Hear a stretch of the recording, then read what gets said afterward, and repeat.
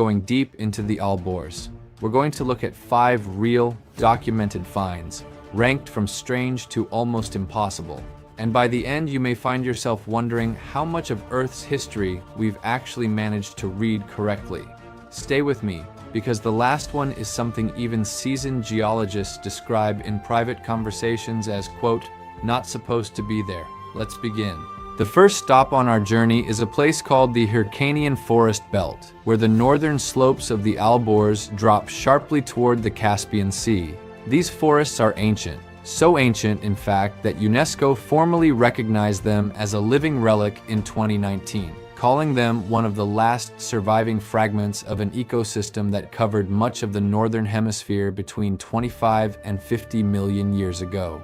Walking through them feels like stepping into a time before humans, before mammoths, before most of what we'd recognize as the modern world. But the forest itself isn't the geological mystery. What lies underneath it is.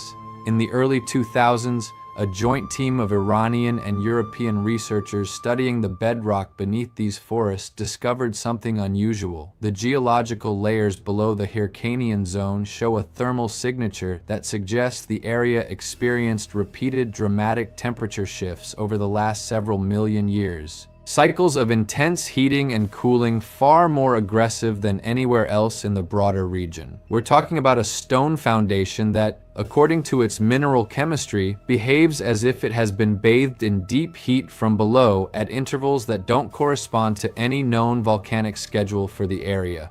The standard explanation says the Alborz formed through the slow collision of the Arabian and Eurasian tectonic plates, a patient process. Millions of years of compression, folding, and uplift. But the rocks beneath the Hercanian forest tell a different story. They suggest sudden pulses of geothermal activity, rapid bursts of subsurface heat that shouldn't be happening in a mountain range supposedly defined by gentle, grinding compression.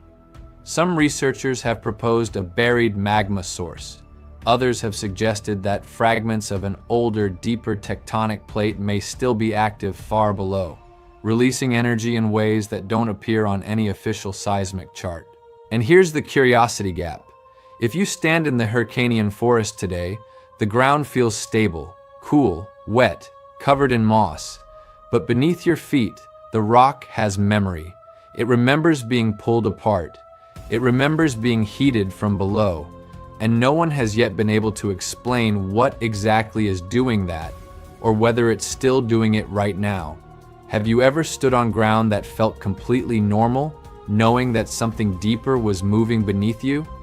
If that wasn't strange enough, the second discovery takes us higher into the range, to the slopes of Mount Damavand itself.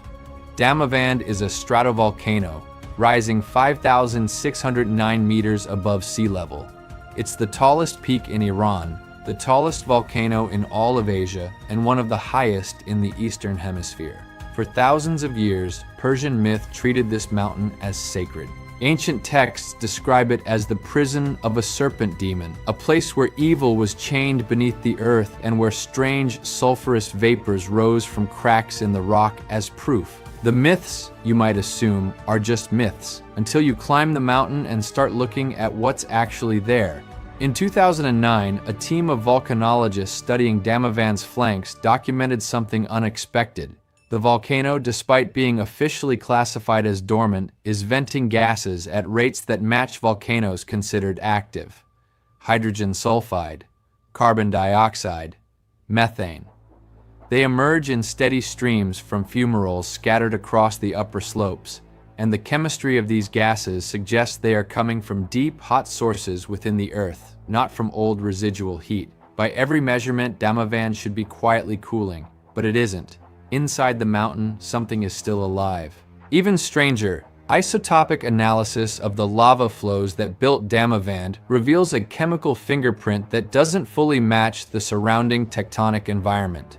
The volcano sits in the middle of a continental collision zone where the standard model predicts a certain kind of magma chemistry. Damavand's chemistry is different. It contains trace elements and ratios that geologists more commonly associate with deep mantle plumes, the same kind of source that built Hawaii. But Hawaii sits on an oceanic plate in the middle of nowhere, fed by a column of molten rock rising from hundreds of kilometers below the crust. Damavand sits in the middle of a continent surrounded by mountains. It shouldn't have that chemistry, and yet it does.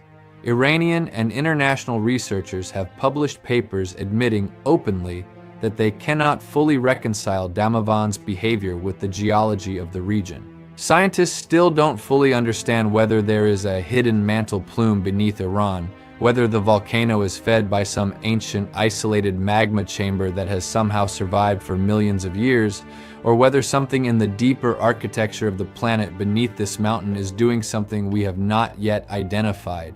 The mountain hides its source, the vapors rise. The myths, in their own strange way, may have been describing something real, but it gets even stranger, because what we just talked about was about heat and chemistry, things you can measure with instruments.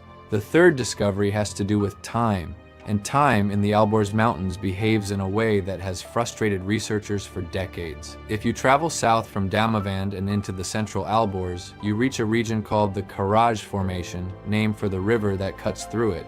This zone has been studied intensively since the early 20th century because it contains one of the most important records of volcanic activity from the Eocene period, roughly 50 to 33 million years ago. Layer upon layer of volcanic ash, lava, and sediment stacked like the pages of a stone book.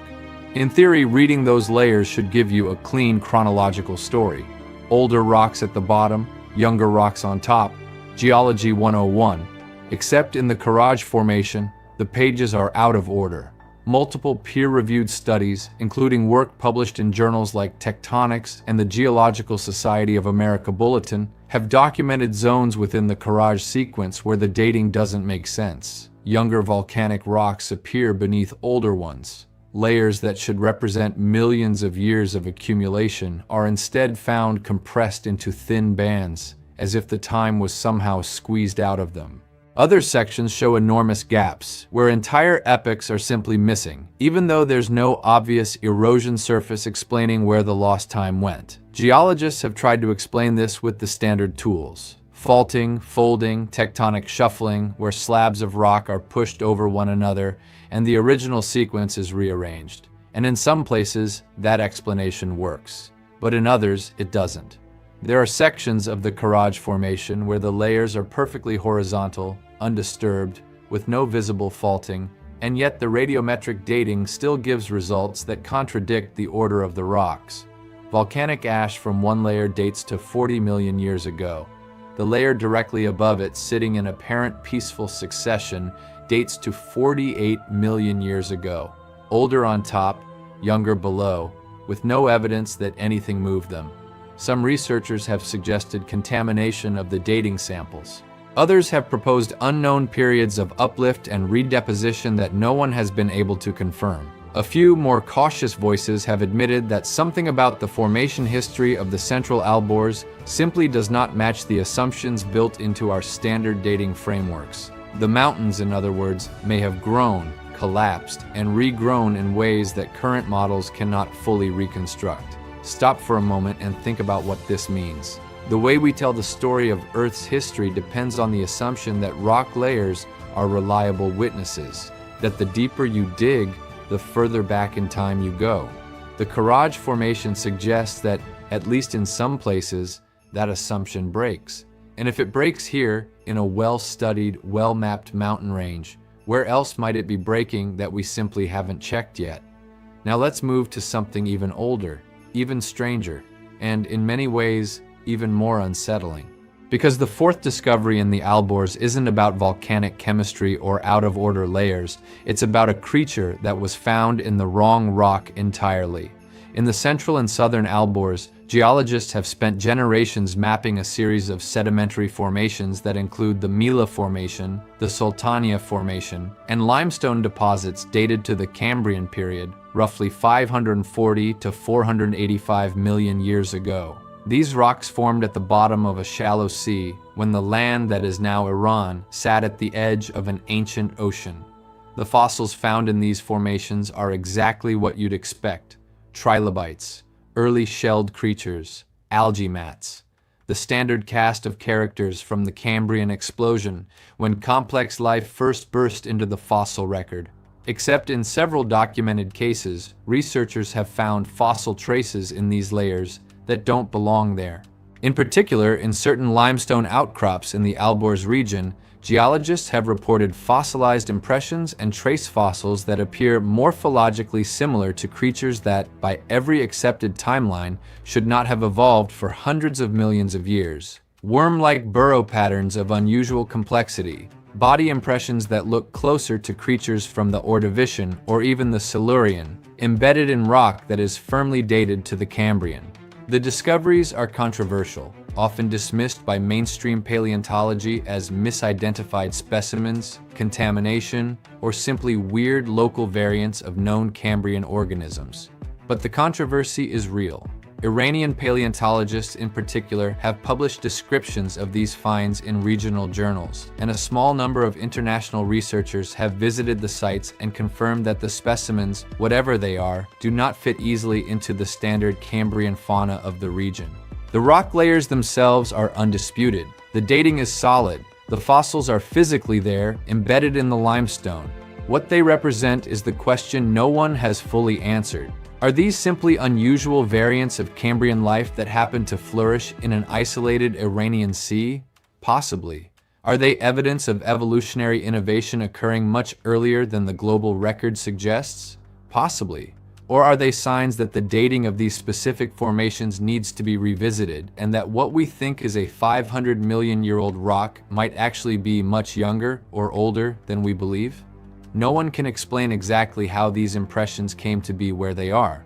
What's striking is how often this pattern appears in the Alborz. Strange fossils, anomalous chemistry, out-of-sequence layers.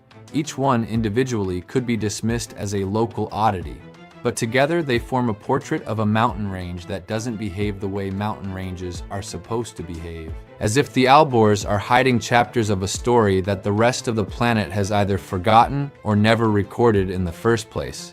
Doesn't that make you wonder what else might be sitting in plain sight, in stone, in places we walk past every day, without realizing what they are? And now we arrive at the fifth and final discovery, the one that, more than any of the others, has caused quiet conversations in academic offices to turn into uncomfortable silences. The one that, even today, doesn't have a satisfying explanation in any peer-reviewed paper.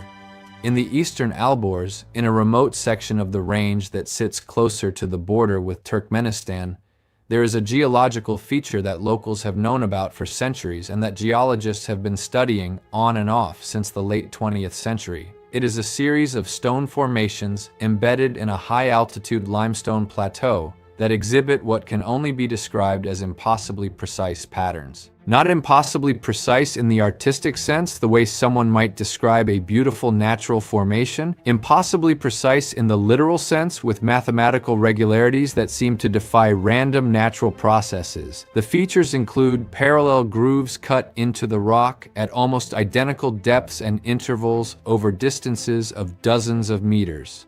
Polygonal patterns that, in some sections, repeat with a consistency that researchers have measured to within fractions of a millimeter across multiple separate occurrences. Smooth, flat surfaces in sections of the rock that should be jagged and broken, given the surrounding geology.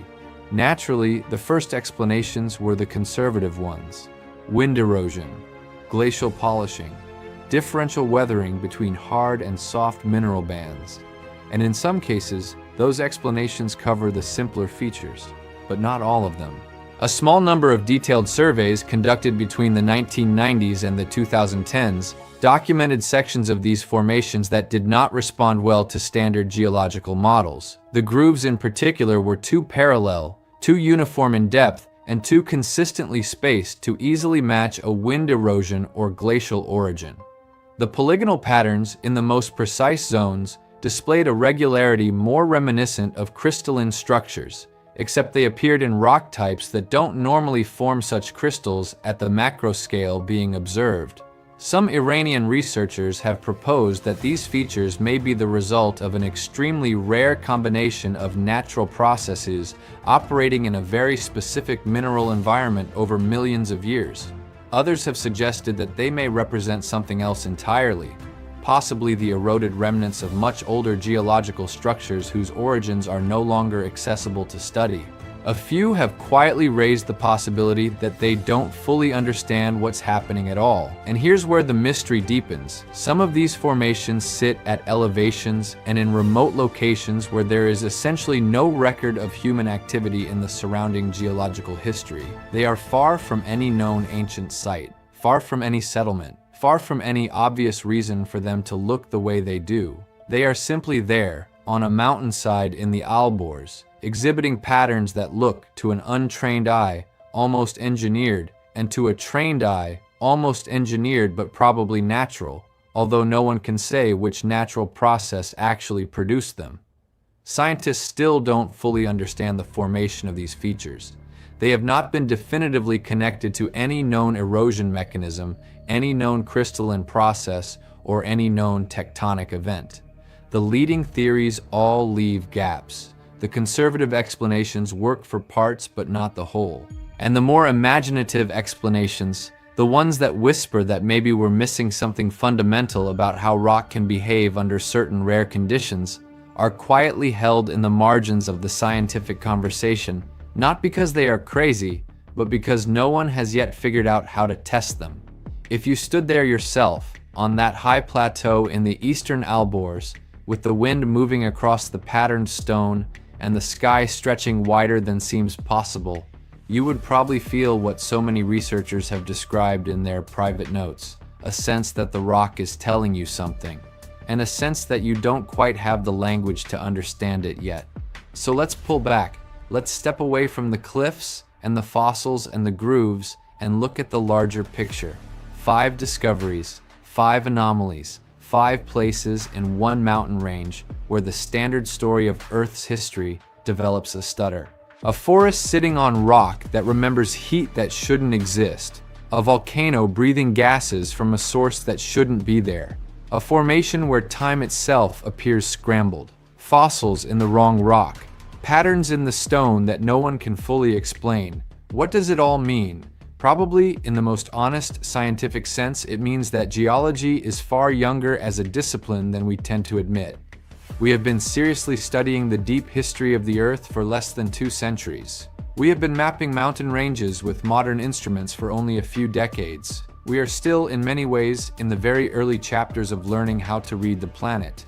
The Alborz Mountains are not breaking geology in the sense that geology is wrong. They are reminding us that geology is incomplete, that the Earth has been writing its memoir in stone for 4.5 billion years, and we, with our notebooks and our radiometric dating machines, have only just begun to read. But there is something else too, something more philosophical. The discoveries hidden in the Alborz suggest that the world is more strange, more layered, and more reluctant to be fully understood than our models often admit. They suggest that confidence in any final version of natural history is probably premature, that every mountain range, every desert, every ocean floor likely contains its own anomalies, its own out-of-order pages, its own fossils in the wrong rock, waiting for someone to look closely enough to notice. And maybe that's the real lesson of these mountains. Not that the Earth is broken, but that the Earth is bigger than us, older than us, stranger than us, and patient enough to keep its secrets pressed into stone for millions of years, knowing that one day somebody will climb high enough, look carefully enough, and ask the right question. The Alborz Mountains have been standing for tens of millions of years. They were standing before any human civilization existed. They will be standing long after this video, and the channel that made it, and the device you're watching it on, are all dust. And if there is one thing they teach us, it is that the story of our planet is not finished. It is not even close to finished.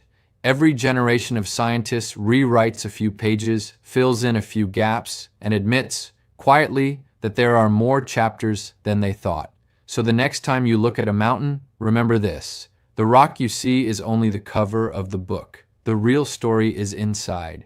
And in places like the Alborz, the inside of that story is still being read for the very first time. Thank you for traveling with me through these 5 mysteries tonight.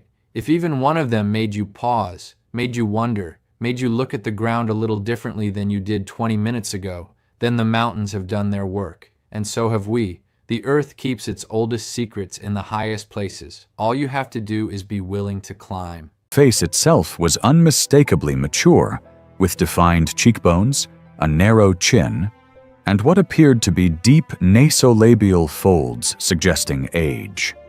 In other words, it had the head of an infant and the face of an elder fused into one composition.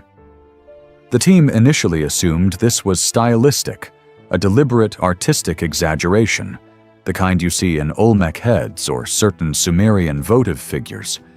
But when they applied comparative measurements, the proportions didn't match any known artistic convention from the region. They didn't match Elamite art. They didn't match early Mesopotamian work. They didn't match anything. What makes this carving genuinely impressive is the technique. The cave wall is limestone, but it's a particularly hard, crystalline variety that resists chiseling. To produce relief this clean, the artisan would have needed metal tools of exceptional hardness, or an enormous amount of time using stone abrasives. The original survey estimated that producing this single face would have taken between 400 and 600 hours of continuous labor. Whoever made it was not casually decorating a cave. They were memorializing something, or someone. And the question that hangs over every subsequent piece of analysis is simply this: who looked like that? If that first carving raises questions, the second one rewrites them entirely. Move deeper into the cave, around 15 meters past the entrance chamber, and you reach a narrow passage where the walls close in to roughly shoulder width. Carved into the right-hand wall at adult eye level is the second face, and this is the one that has caused the most sustained academic discomfort. Because this face is smiling, not in the stylized way ancient art often shows expression, with corners of the mouth turned up in a fixed mask. This is a specific, asymmetric smile, the left side rising higher than the right, with crow's feet visible at the outer corner of the left eye. It captures a fleeting human expression with a level of observational realism that, frankly, shouldn't exist anywhere in the ancient Near Eastern artistic record. The dating on this carving is contested, and I want to be transparent about that. Initial estimates placed it somewhere between 3,000 and 5,000 years old, based on the patina of the stone and the style of weathering inside the cut grooves.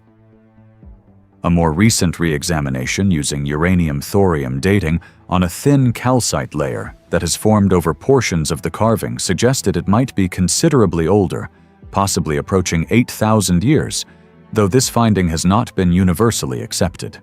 Either way, we are talking about a piece of art that predates almost every realistic portrait we have from the ancient world. The Mona Lisa is roughly 500 years old. The Fayum mummy portraits, often called the oldest realistic portraits in human history, are about 2,000 years old. This carving, in the most conservative interpretation, is older than both, and it captures human expression with a subtlety that artists wouldn't reliably achieve again until the European Renaissance. But here's where it gets stranger. The face itself doesn't look like the people who lived in that valley at any known point in history. The skull is dolichocephalic, meaning long and narrow, but pushed to an extreme that falls outside the natural human range. Modern dolichocephalic populations, like certain East African groups, have cephalic indices around 70 or 71. This carved face, if it represents a real proportional ratio, would have a cephalic index closer to 63. That's not a human ratio. Researchers have suggested it might be artistic distortion. They've suggested it might represent a ritual headdress that has been integrated into the carving. They've suggested almost everything except the most uncomfortable possibility, which is that the artist was simply depicting what they saw. Have you ever wondered why so much of ancient art looks stylized, abstract, almost cartoonish? The standard explanation is that ancient artists lacked the techniques and traditions for realism. But what if, in some cases, what looks abstract to us is actually realistic? And it's our assumptions about what humans have always looked like that need updating. Let's keep moving, because the third face escalates the strangeness considerably. To find it, you have to drop down a small ledge into a lower chamber that floods seasonally and is only accessible during the dry months. On the back wall of this chamber, 3 meters above the floor, is a face carved at significantly larger scale than the first two. This one measures 78 centimeters from chin to crown, which is nearly twice life-size. And unlike the previous carvings, which are rendered in shallow relief, this one is carved in deep 3/4 projection, meaning the face emerges from the wall almost like a sculpture rather than a drawing. The features of this third face are what archaeologists have politely described as anatomically anomalous. The eyes are oversized relative to the rest of the face, the orbital sockets occupying roughly 35% of the facial area, compared to the human average of around 15 to 20%. The nose is small, almost vestigial. The mouth is narrow and lipless. The chin recedes sharply.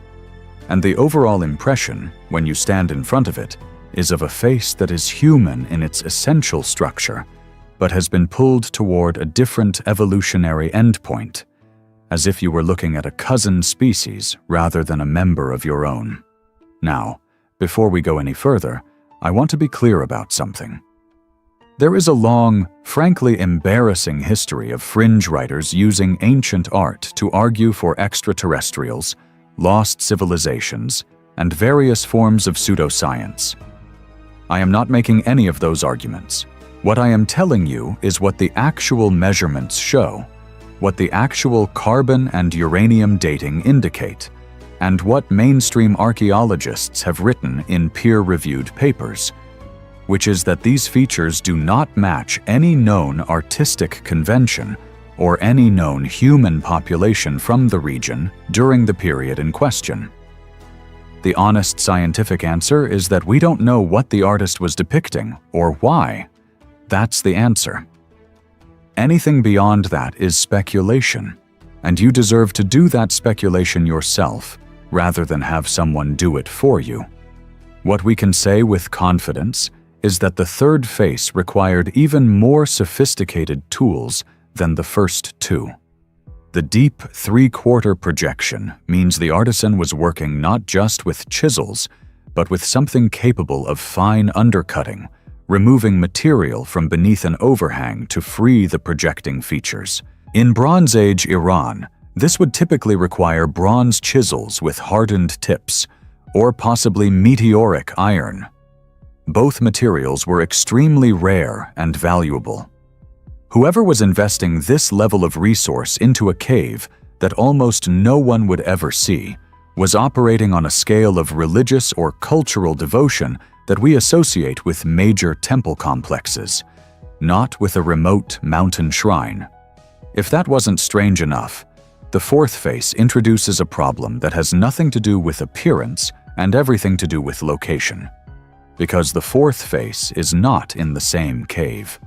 It's in a separate cave system, roughly 17 kilometers north, and it was discovered independently in 1983 by a geological survey team mapping mineral deposits.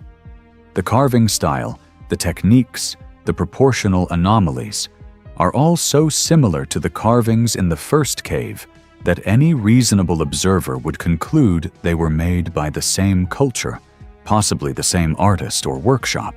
But the two caves sit in different valleys, separated by a substantial mountain ridge, and there is no archaeological evidence of a unified culture occupying both sites simultaneously during any period in which these carvings could plausibly have been made.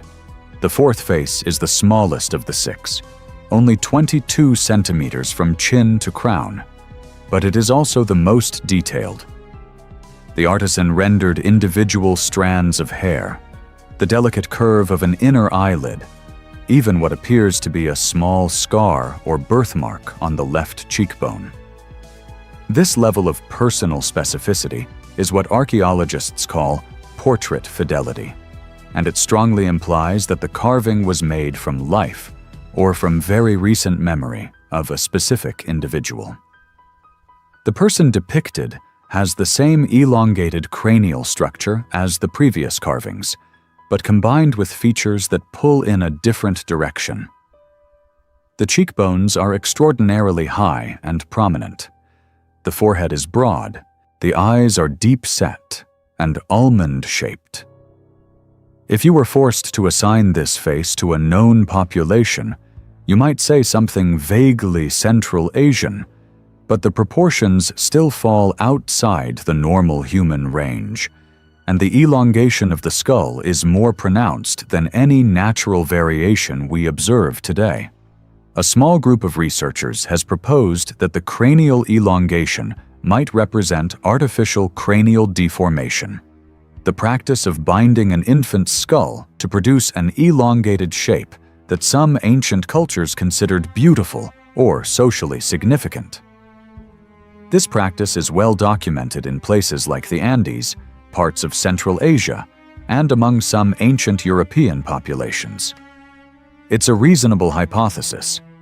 The problem is that artificial cranial deformation produces a specific shape, with the deformation visible primarily in the back of the skull, while the facial proportions remain normal. The carvings in these Iranian caves show full proportional anomalies that extend to the face itself, which artificial deformation cannot produce. So the hypothesis explains part of what we're seeing, but not all of it.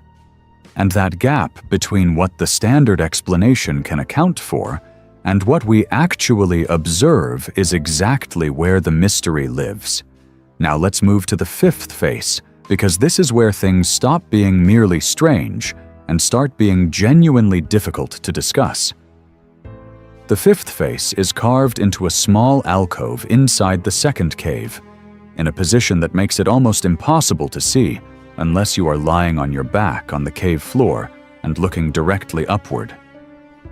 It is, in other words, hidden, not casually placed in a low-traffic area. Hidden.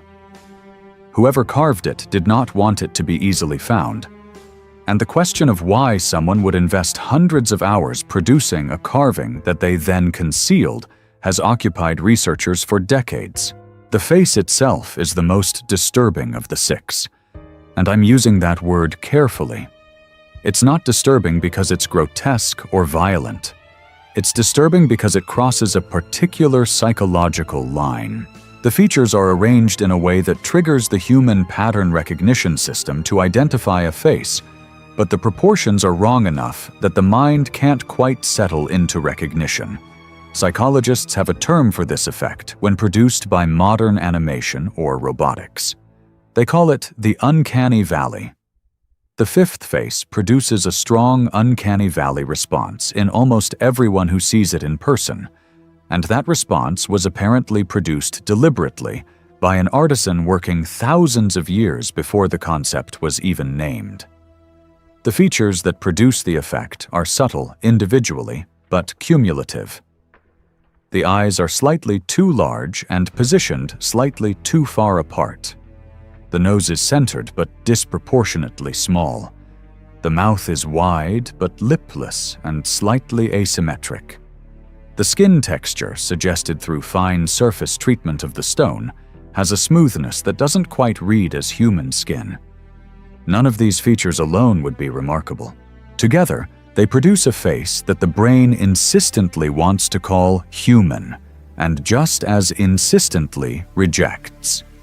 Whether this was a deliberate artistic effect aimed at a specific psychological response, or whether the artisan was simply rendering a real face that happened to have these proportions, is not a question we can currently answer. Scientists still don't fully understand why the carving was hidden, why it was made to produce this specific psychological response, or what the relationship between the 5 visible faces and this hidden one was meant to communicate. One theory suggests the hidden face was the original, the model from which the others were derived, and that it was concealed because it was too important or too sacred to display openly. Another theory suggests the opposite, that it was hidden because it represented something forbidden, something the culture wanted to commemorate but did not want to face directly. Both theories are speculative.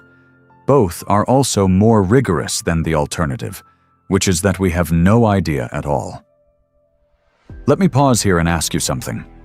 If you were an archaeologist working in that cave, and you crawled into a hidden alcove and turned on your headlamp and saw that face looking back at you, carved with that level of intention and skill, by hands that worked thousands of years before your own ancestors learned to write, what would you do with that information? Would you publish it? Would you risk your reputation on a finding that doesn't fit the established narrative? Or would you, like a number of researchers have apparently done, take your photographs, write your private notes, and quietly move on to less complicated subjects? This brings us to the sixth and final face, which is in many ways the most extraordinary of the six, and which has only been formally documented in the last 15 years. It was found not by archaeologists but by speleologists, cave specialists who were mapping a previously unexplored extension of the second cave system. They had to dig through 2 meters of accumulated sediment to access the chamber where it was carved, which means it had been sealed off, possibly intentionally, for a very long time. The sixth face is enormous. It measures 143 centimeters from chin to crown, more than 3 times life size, and it is carved in deep relief on a single uninterrupted slab of cave wall. The proportions are the most anomalous of any of the 6.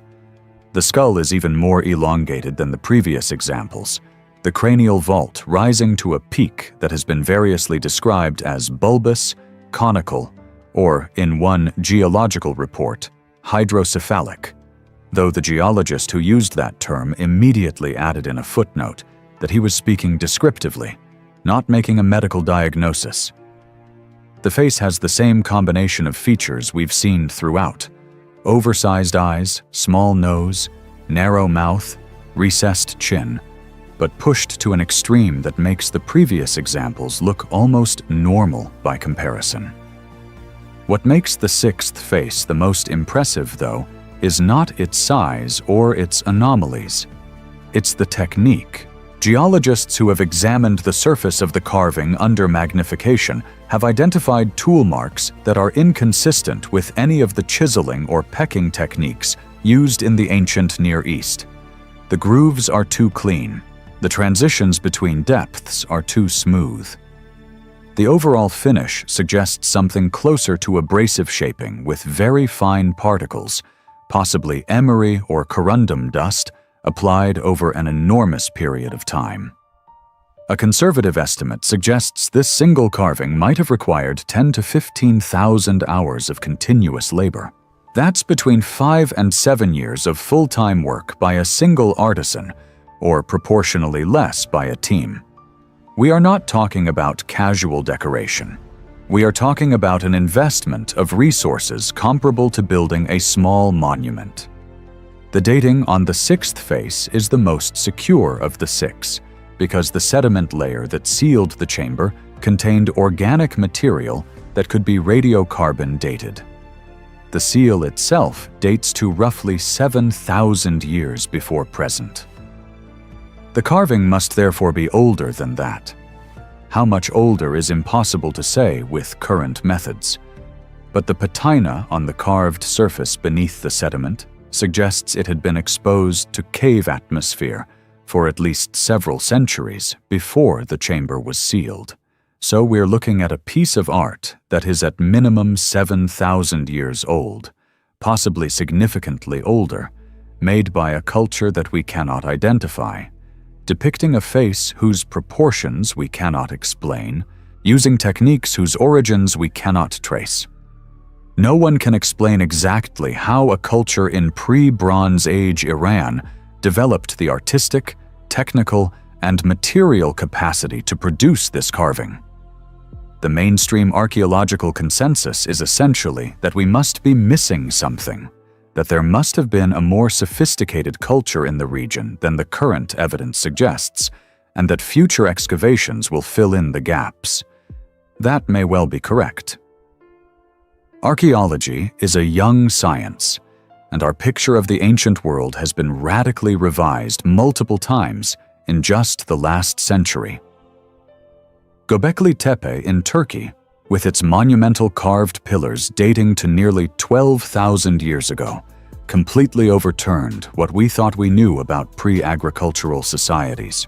It's entirely possible that the caves of Western Iran are pointing toward a similar revelation, a sophisticated artistic culture that simply hasn't been recognized yet because its other traces have been lost to time. But there's another possibility that I want to leave on the table, not because I'm endorsing it, but because honest inquiry requires considering it. It's possible that what these 6 faces depict is not artistic stylization, but accurate observation. It's possible that the populations who lived in that region in the deep past were genuinely more diverse in terms of cranial and facial structure than the populations who live there now or anywhere else today. The genetic record of human populations over the last 10,000 years is one of dramatic narrowing and homogenization. Many groups that existed in deep prehistory have left no surviving descendants. The Denisovans, the Neanderthals, and probably several other archaic human populations that we have not yet identified lived alongside modern humans and contributed genes to the modern population before disappearing as distinct groups. Whether any of them looked like the faces in these caves is unknown, but it's not impossible. And the faces themselves, with their consistent proportional anomalies and their high level of observational fidelity, do not entirely rule it out. I want to leave you with something. Consider how much of human history is genuinely lost, not partially lost, not preserved in fragments, just gone. We have written records going back about 5,000 years. Anatomically, modern humans have existed for at least 300,000 years. That means we have direct documentary access to less than 2% of our species' history. The other 98% is silent. It contains people who lived and loved and feared and made art, and we know almost nothing about them. We don't know what they thought or what they believed or, in many cases, what they looked like. The 6 faces in those Iranian caves are one of the very rare windows into that vast silence. They are someone's attempt to leave a record, to say, "We were here, we looked like this. Remember us." Whether we can interpret that record correctly is another question entirely. We are looking at images carved by minds we cannot reconstruct, depicting people we cannot identify, made for purposes we cannot recover. Every conclusion we draw is a guess, more or less educated. The mystery of these faces is not really a mystery about ancient art or anomalous proportions or lost technologies. It is a mystery about the limits of what we can know about our own past. Most of the people who have ever lived left no trace at all. A few left fragments, and every once in a while, someone left something extraordinary, something so deliberate and so specific that it forces us to admit that the past was not what we assumed it was, that the people who walked the earth before us were stranger and more various and more fully human than the simplified story we tell ourselves. The next time you see a face in a museum, a sculpture or a painting or a photograph from some ancient civilization, look at it for a moment longer than you normally would. Ask yourself what was lost between that face and your own. Ask yourself how many faces like it existed and were never recorded, and how many faces unlike any you can imagine looked out at the same sky you look at now. The 6 faces in the caves of Iran are not aliens. They are not gods. They are almost certainly human, in some meaningful sense of that word. But they are a reminder that the category of human is wider, deeper, and stranger than we usually allow ourselves to admit. And somewhere in those mountains, behind walls of limestone and layers of sediment, there are almost certainly more of them, waiting in the dark, still watching, still patient, still keeping their secrets until someone finds them and asks the right questions. The question is whether we'll ever be ready to hear the answer. In 1967, a team of Italian archaeologists working in the scorching desert of southeastern Iran uncovered something that should not exist. Buried beneath layers of mud brick and ancient ash, they found a human skull, roughly 5,000 years old.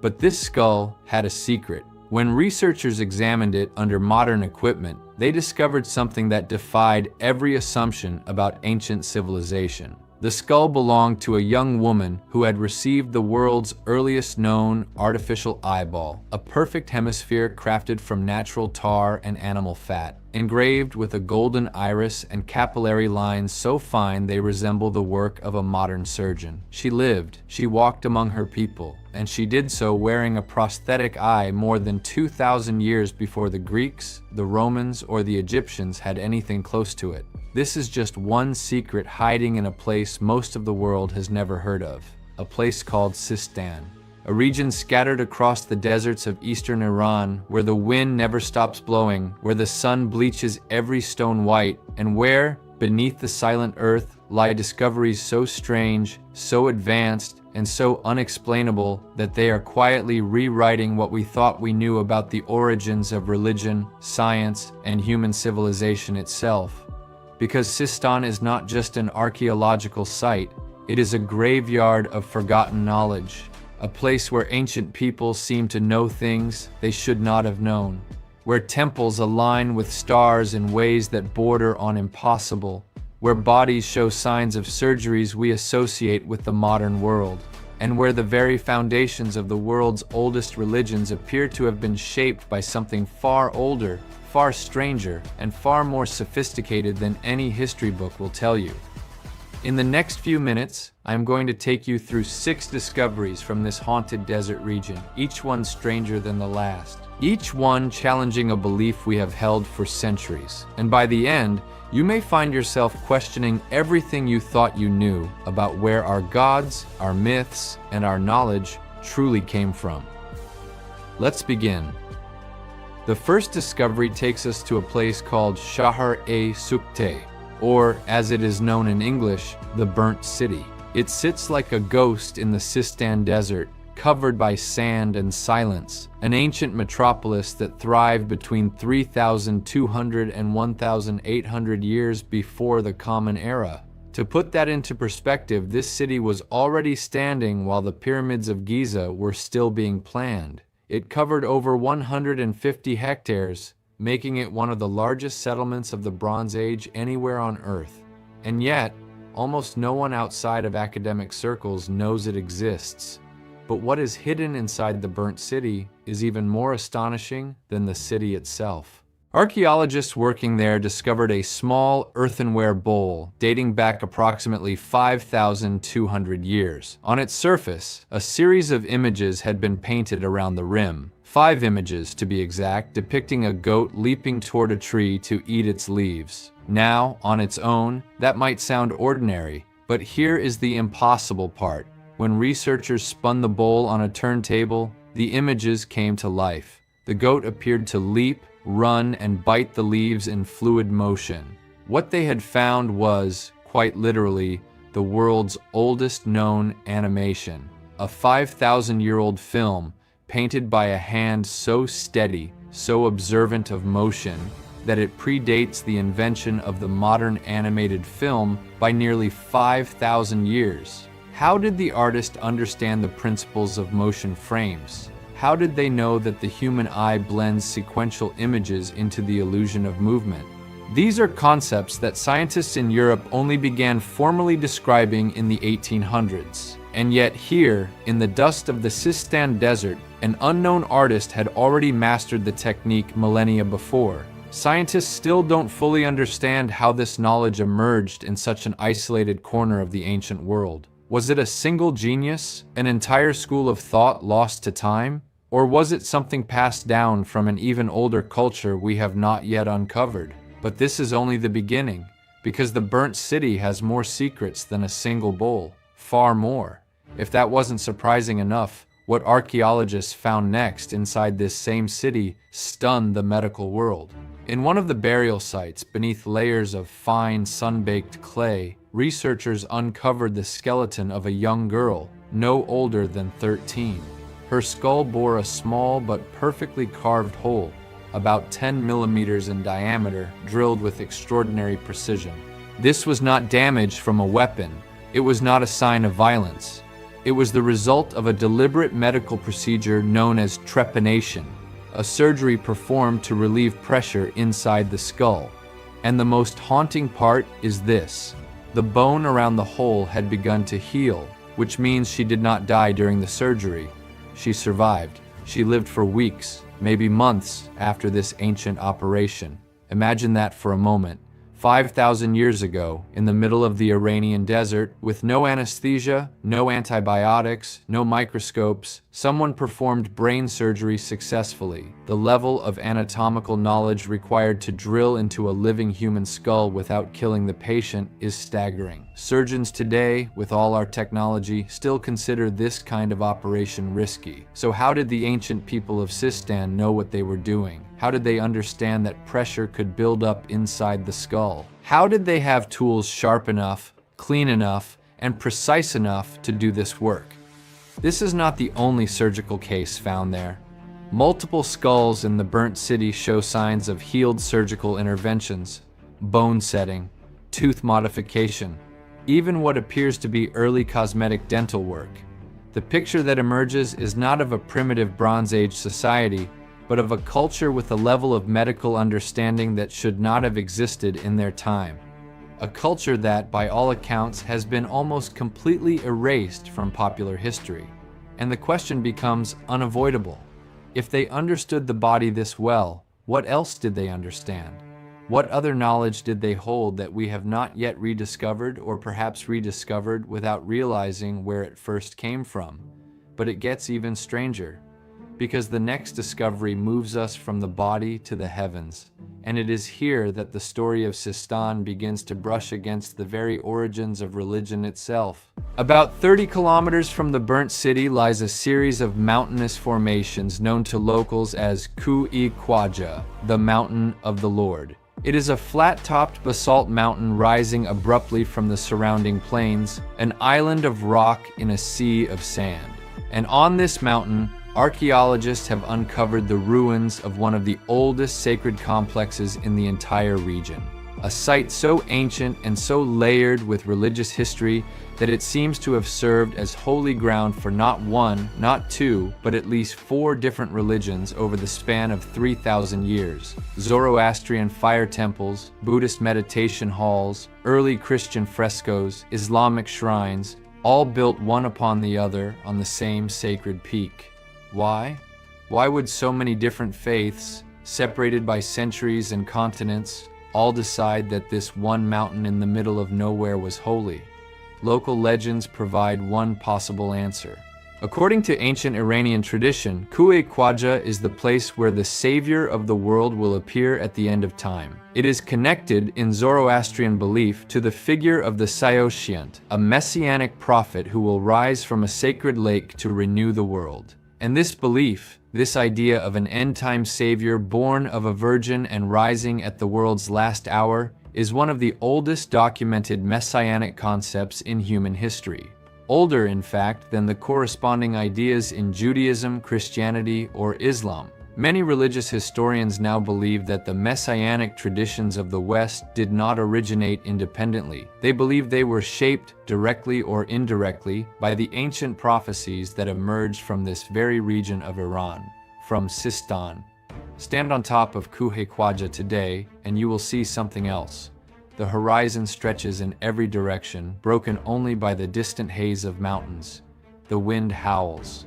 There is a feeling here, ancient and heavy, that something profound once happened on this rock. and the more researchers excavate, the more they find. Painted figures of gods and angels, carved inscriptions in dead languages, ceremonial spaces oriented with extraordinary astronomical precision toward the rising sun on specific days of the year, days that correspond eerily to events later described in scriptures written thousands of kilometers away.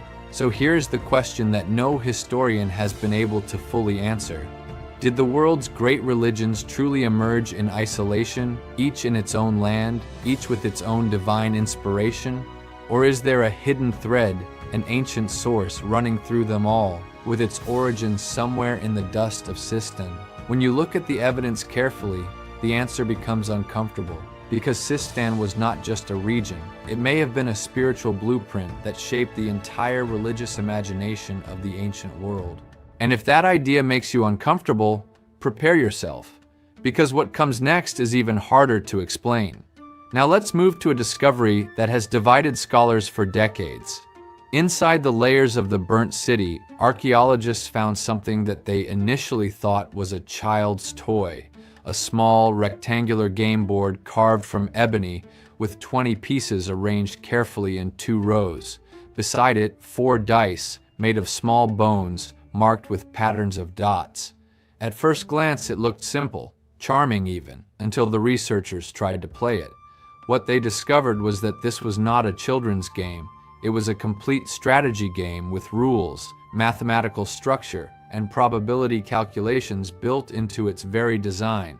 Reconstructed by experts from the Italian archaeological mission, the game appears to be an early ancestor, or perhaps a parallel cousin, of the royal game of which was discovered in Mesopotamia. But the Sistan version is older, 5,000 years old, possibly older still, and it shows a sophistication of mathematical thinking that historians did not believe was possible in this period. Why does this matter? Because games are not trivial. Games are how civilizations encode their understanding of probability, strategy, and chance. The mere existence of this complex board game implies that the people of Sistan had grasped concepts of mathematics, odds, and competitive logic at a level we typically associate with much later cultures. Some researchers have even suggested that the game had a religious or divinatory function, that the casting of dice was used to interpret the will of unseen forces. If that is true, then the very roots of probability theory, the kind of mathematics that today underlies everything from quantum physics to artificial intelligence, may stretch back to a windswept Iranian valley more than 5,000 years ago. Have you ever stopped to wonder how much of modern thought rests on foundations laid down by people whose names we will never know? How many ideas we credit to ancient Greece or Rome were actually borrowed, whispered along trade routes, from older and more mysterious civilizations? In Sistan, we are catching glimpses of one such forgotten origin, a culture that thought, played, calculated, and reasoned at a level that contradicts the standard story of human progress. And remember, this was the same culture that performed brain surgery, the same culture that animated images on a clay bowl, the same culture that built sacred mountains and cosmic alignments. The deeper you look, the more it seems that this was not a primitive society stumbling toward civilization. This was a civilization at full height, doing things that even later empires would forget how to do. But what really pushes this story into the realm of the impossible is what they found in the deserts beyond the burnt city. Because the next discovery is not about a single object or a single skeleton. It is about an entire system of belief that may have shaped the spiritual destiny of half the world. If you have ever heard of Zoroastrianism, you have heard a name that echoes from this part of Iran. According to ancient tradition, the prophet Zoroaster, whom the Greeks called Zarathustra, lived and preached in the Sistan region thousands of years ago. The exact dates are debated, but most scholars place him somewhere between 1500 and 1000 years before the Common Era. And in his vision, a vision that quite literally changed the course of human civilization, Zoroaster introduced concepts that would later become the bedrock of every major Western religion. The idea of a single supreme God, the idea of a cosmic battle between good and evil, the idea of free will, of moral choice, of a final judgment, of heaven, of hell, of the resurrection of the dead, of a Savior who will come at the end of time. Take a moment to absorb what that means. Almost every spiritual concept that defines Christianity, Islam, and Judaism has a clear and traceable ancestor in the teachings that emerged from Sistan. The angels we picture today, the demons we fear, the moral universe we navigate, the prophetic timeline we believe in. All of these have roots in a religion older than them all, and that religion, according to its own scriptures, was revealed in the wilderness of eastern Iran, in the very landscape where the burnt city still sleeps under sand, in the same region where Kuwe Khwaja rises from the plain. Scientists still don't fully understand how a single thinker in such an isolated region could have produced ideas that would dominate global theology for 3,000 years afterward. Some have proposed that Zoroaster did not invent these ideas at all, but rather inherited them from a far older spiritual tradition rooted in the Sistan culture, a tradition lost to time, but preserved indirectly in the religions that came after. If that theory is correct, then everything we believe about the origins of monotheism, of moral theology, of religious eschatology may need to be reconsidered, because the source would not be Jerusalem, it would not be Athens, it would not be Mecca. It would be a region of dust and wind in the southeast of modern Iran, where almost no tourist ever goes. Does that change how you feel about the religious traditions you may have grown up with? Does it make them feel smaller or larger, more fragile or more profound? These are not questions with easy answers, but they are questions we can no longer avoid asking once we understand what truly came out of Sistan. And yet, even with all of this, we have not reached the strangest discovery of all.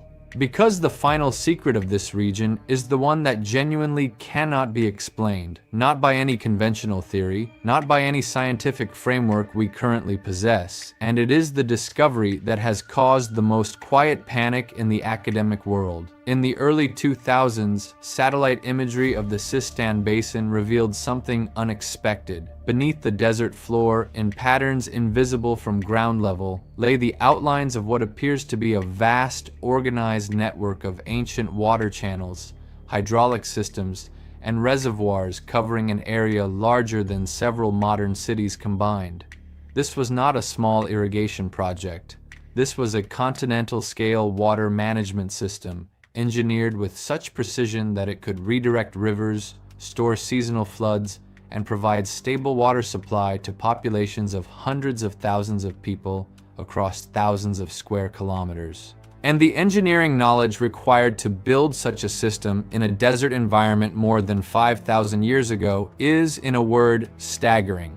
The system included underground aqueducts called qanats, some of which extended for tens of kilometers, drilled through bedrock with stone tools. They were tilted at angles so precise that water could flow continuously by gravity without ever stalling, without ever overflowing, despite changes in elevation that would challenge modern surveyors. Some researchers estimate that the level of mathematical understanding required to design these systems is equivalent to mid-19th century European engineering, except, of course, that this engineering was done in the Bronze Age by a people who left no written textbooks, no equations, no record of how they learned what they knew. And the most haunting part of this discovery is that the system worked. It worked for thousands of years. It transformed the deserts of Sistan into one of the most fertile and densely populated regions of the ancient world, supporting cities, temples, and trade networks that connected the Indus Valley to Mesopotamia. And then, gradually, mysteriously, the entire system was abandoned. The cities were left empty. The qanats fell silent. The land returned to dust. And no one, to this day, can fully explain why. Was it climate change? Possibly. Was it invasion? Possibly. Was it a religious catastrophe? A prophecy fulfilled? A deliberate exodus? We do not know.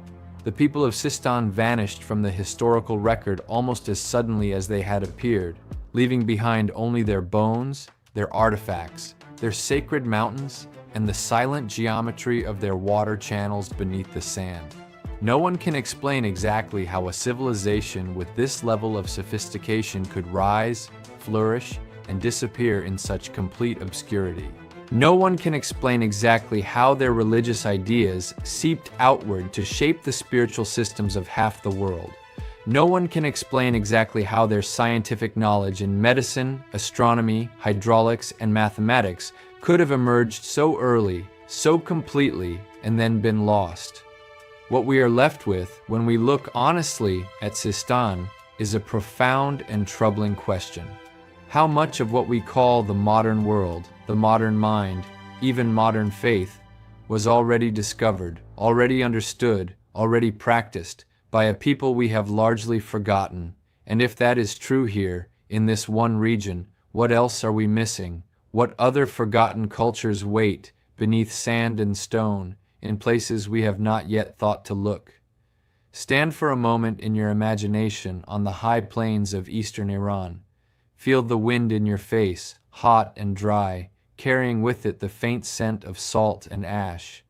Look around you at the empty desert, broken only by the mound of an ancient ruin in the distance. Beneath that mound somewhere lies the body of a young girl who survived brain surgery 5,000 years ago. Somewhere lies the bowl on which a forgotten artist painted the world's first animation. Somewhere lies a game board that taught its players the secrets of probability before mathematics had a name. And somewhere, perhaps still undiscovered, lie texts, tools, and tombs whose contents could rewrite our understanding of history all over again. Sistan teaches us a humbling truth, that progress is not always a straight line. That knowledge can be born, lost, rediscovered, and lost again. That entire civilizations can rise to extraordinary heights and then vanish into the wind, leaving only fragments for us to puzzle over thousands of years later. And that the religions we follow today, the sciences we celebrate today, the ideas we believe are uniquely modern, may in fact be echoes of voices that whispered in the desert long, long before us. Perhaps the greatest lesson of Sistan is not what we have found, it is what we have not yet found. Beneath the sand and silence of that ancient land, more secrets are waiting. Secrets that may change, once again, what it means to be human. And maybe, just maybe, the deepest truths of our species were not discovered in the libraries of Greece, or the temples of Egypt, or the cathedrals of Europe. Maybe they were carved into bone and clay, on a windswept plain in eastern Iran, by people whose names we will never know. Maybe everything we are, everything we believe, everything we still wonder about, began there, in the silence of Sistan. Across the ancient Persian Empire, from the burned palaces of Persepolis to the rock-cut tombs of Naqshi Rostam, archaeologists have cataloged hundreds of reliefs depicting beings that defy easy explanation.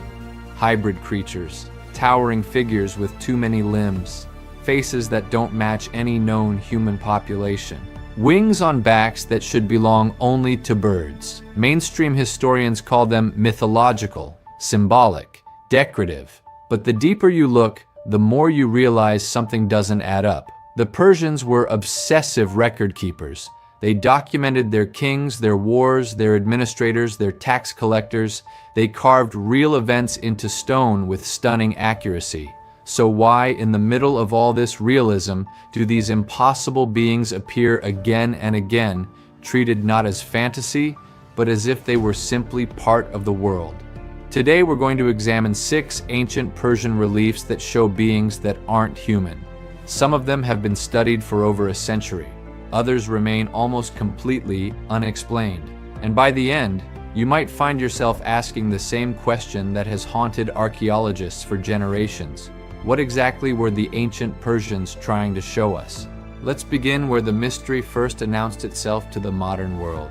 The Gate of All Nations at Persepolis. Built around 486 BCE under the orders of King Xerxes I, this monumental entrance once welcomed ambassadors from every corner of the known world. To pass through it, visitors had to walk between 2 pairs of colossal stone guardians, each over 5.5 meters tall. These weren't statues of kings or soldiers, they were lamassu, creatures with the body of a bull, the wings of an eagle, and the face of a bearded man. Now, on the surface, you might recognize this design. Similar beings appear in Assyrian and Babylonian art, but the Persian version is different in a way that has puzzled scholars for decades. The proportions are too precise. The musculature of the bull's body is rendered with anatomical accuracy that wouldn't be matched in European art for another 2,000 years. The feathers on the wings are individually carved. And the human face, with its long curled beard and almond-shaped eyes, doesn't resemble the Persian people who carved it. It resembles no known ethnic group at all. What's even stranger is the inscription Xerxes left beside them. He wrote that the gate was built so that beings from all the lands could enter. Most translators assume he meant ambassadors from foreign kingdoms, but the original Old Persian word he used, dayava, can mean lands, peoples, or realms. And in Zoroastrian cosmology, realms didn't just mean countries, they meant levels of existence. So the question becomes this: were these stone guardians symbolic protectors, or was Xerxes commemorating something else entirely? Something his civilization remembered even if we've forgotten? Archaeologists have noted that the lamassu of Persepolis were positioned to face outward, as if watching for something approaching. And carved into the base of one of them is a single line of text that has never been fully translated. The cuneiform symbols don't match standard Old Persian. They appear to be older, much older. Some researchers believe they may date back to a script that predates writing itself. Why would the most powerful king of the ancient world place an untranslatable inscription beneath a creature that no one can explain? But it gets even stranger. Move just a few hundred meters east of the Gate of All Nations, and you arrive at the Apadana Palace, the great audience hall of Darius I. Here on the eastern staircase is one of the most photographed reliefs in the ancient world, a lion attacking a bull. It's been reproduced in textbooks, museum catalogs, and tourist brochures for over a century. Most people walk past it without a second glance, but look closer. The lion isn't a normal lion. Its mane is too elaborate, almost crown-like, with rays extending outward like a stylized sun. Its claws are too long, and its eyes, carved with extraordinary care, contain pupils that appear to be slit vertically, like a reptile's. The bull, meanwhile, isn't just being attacked. It's being lifted off the ground, suspended in midair, as if the lion possesses strength far beyond what its body should allow. For decades, scholars interpreted this scene as a symbol of the spring equinox. The lion represents the sun. The bull represents the constellation Taurus, which was setting at sunset during the Persian New Year around 500 BCE. It's a beautiful astronomical theory, and it's probably partially correct. But here's where it gets unexplained. In 1979, French archaeologist Pierre Amier noticed something the original excavators had missed. The lion's body proportions don't match any known species of big cat. Its hind legs are too long, its torso is too elongated, and its skull shape, when measured precisely, has more in common with a primate than a feline. Amiet wrote in his report that the creature appeared to be, and I quote, a being constructed from multiple sources, as if the artist were combining memories of animals he had seen with something else he could not name.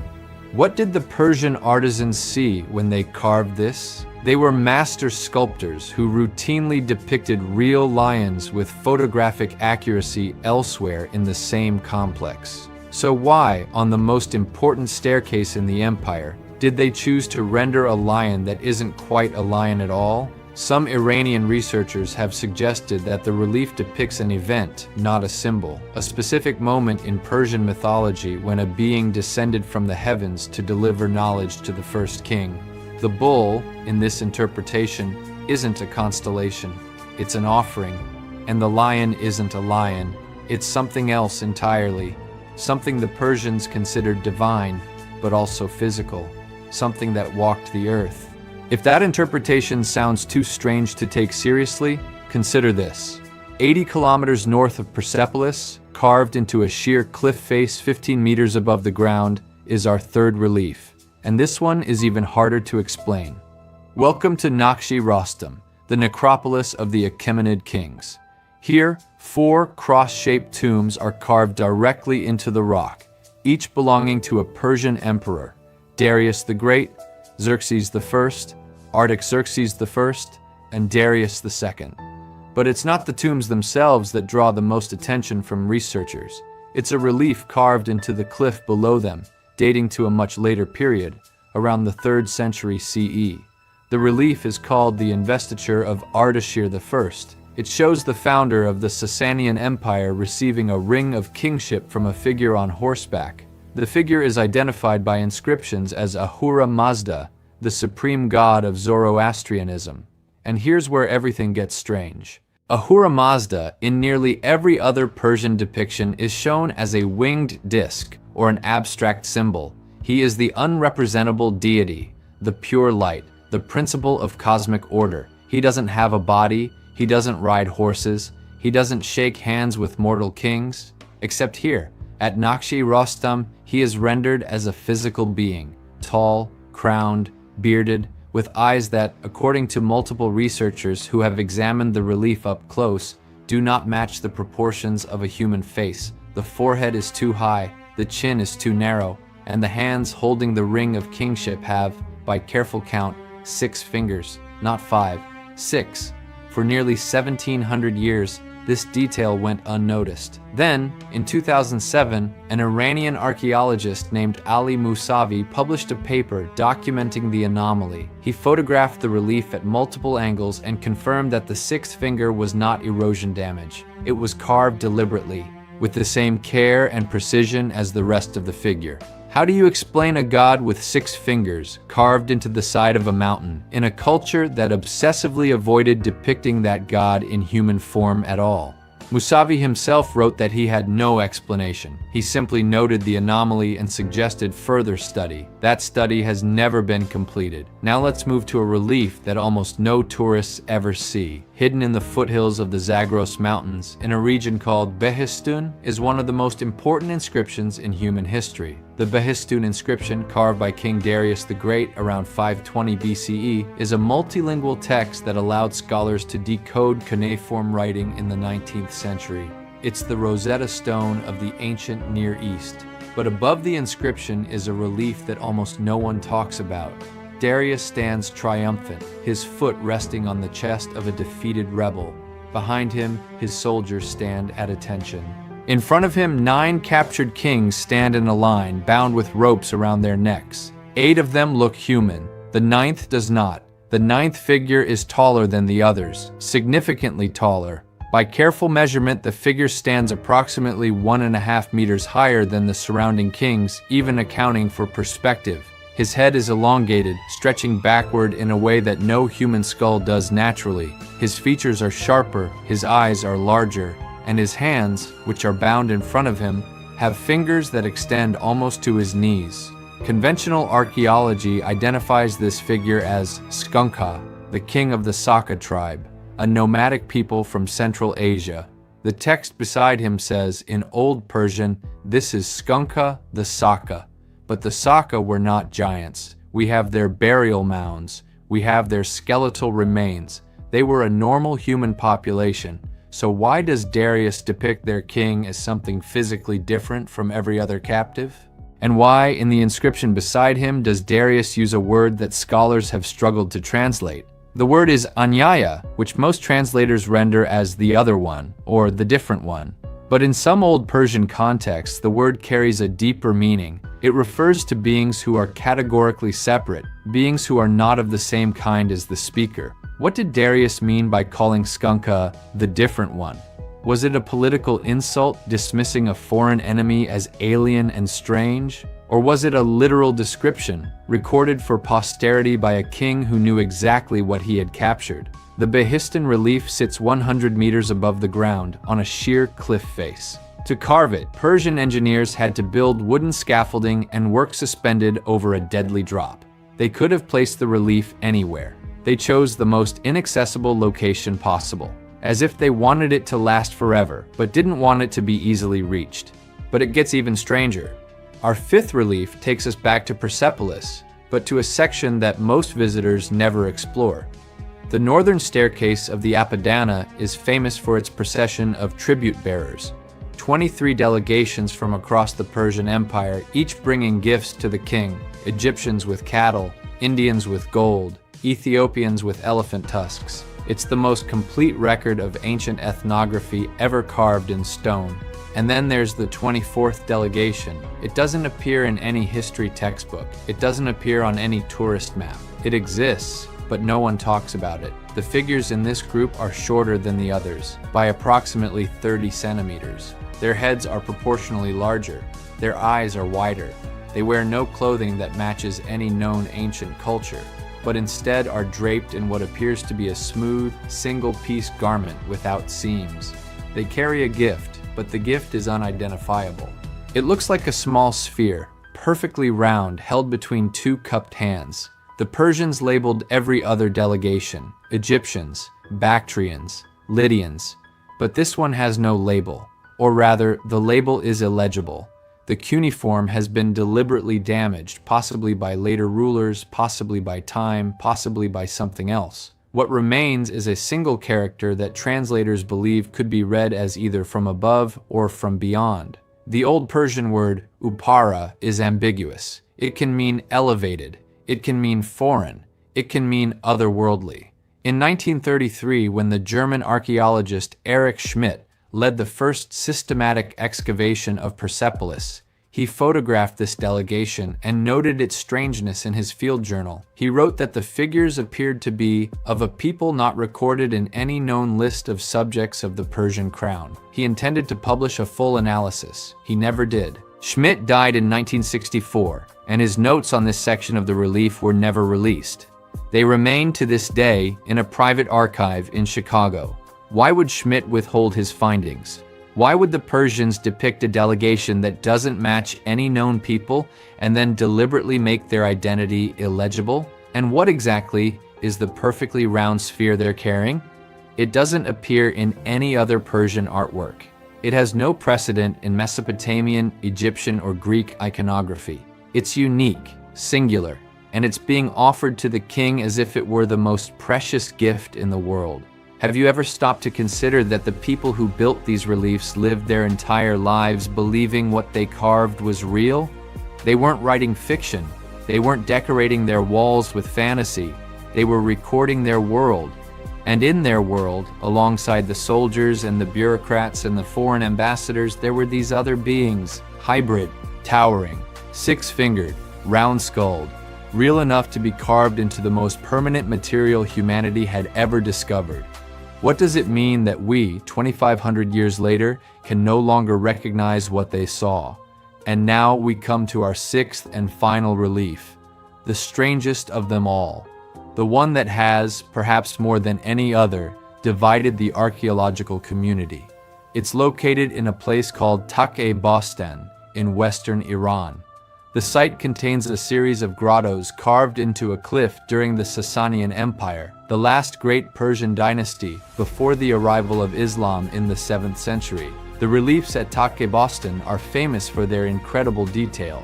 Every feather of every wing, every scale of every coat of armor, every individual hair in every beard.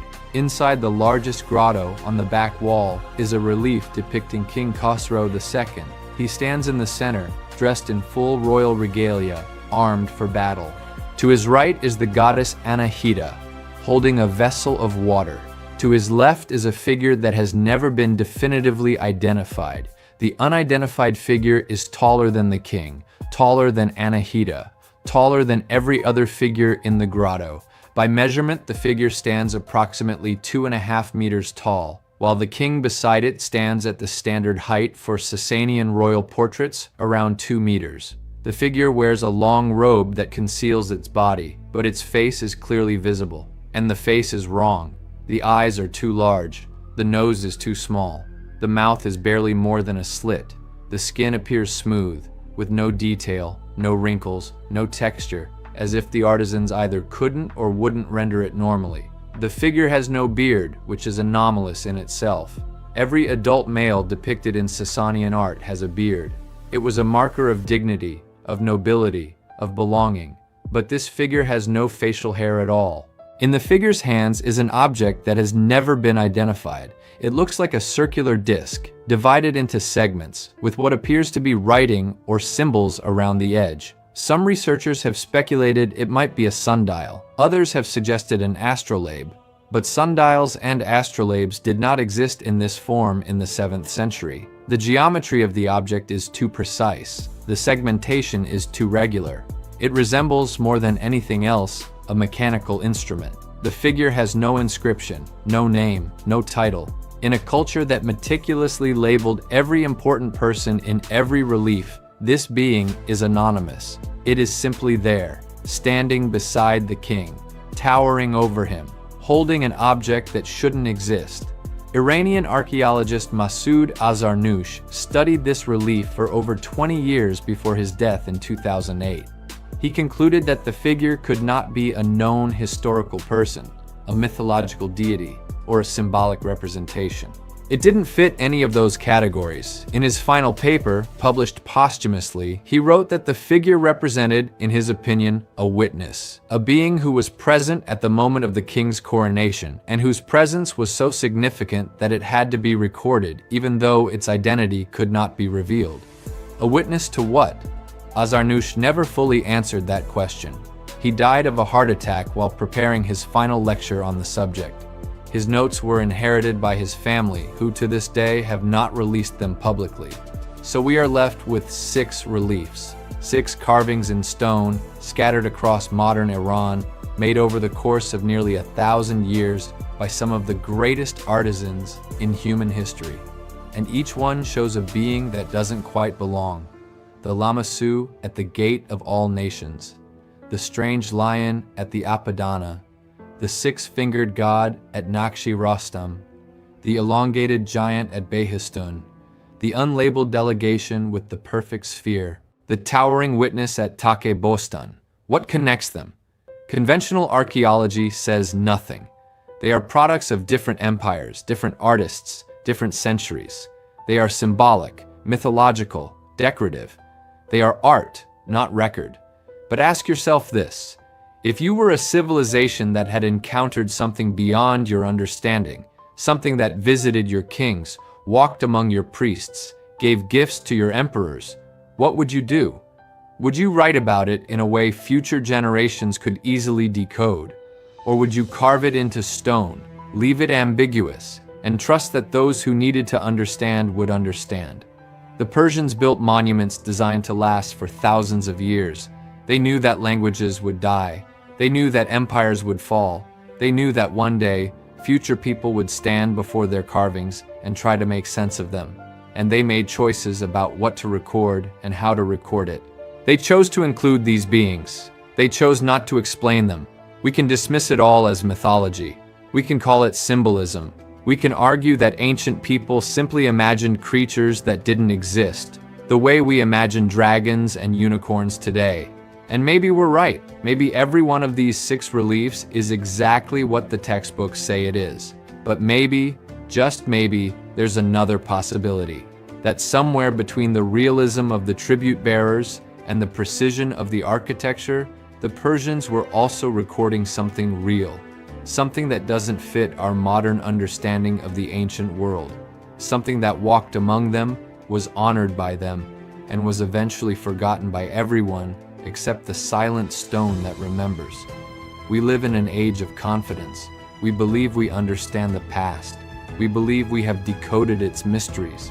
We believe that ancient people were simpler than us, more superstitious than us, more prone to fantasy than us. And in many ways, that confidence has served us well. It has driven scientific progress. It has expanded human knowledge. But there is a danger in too much confidence.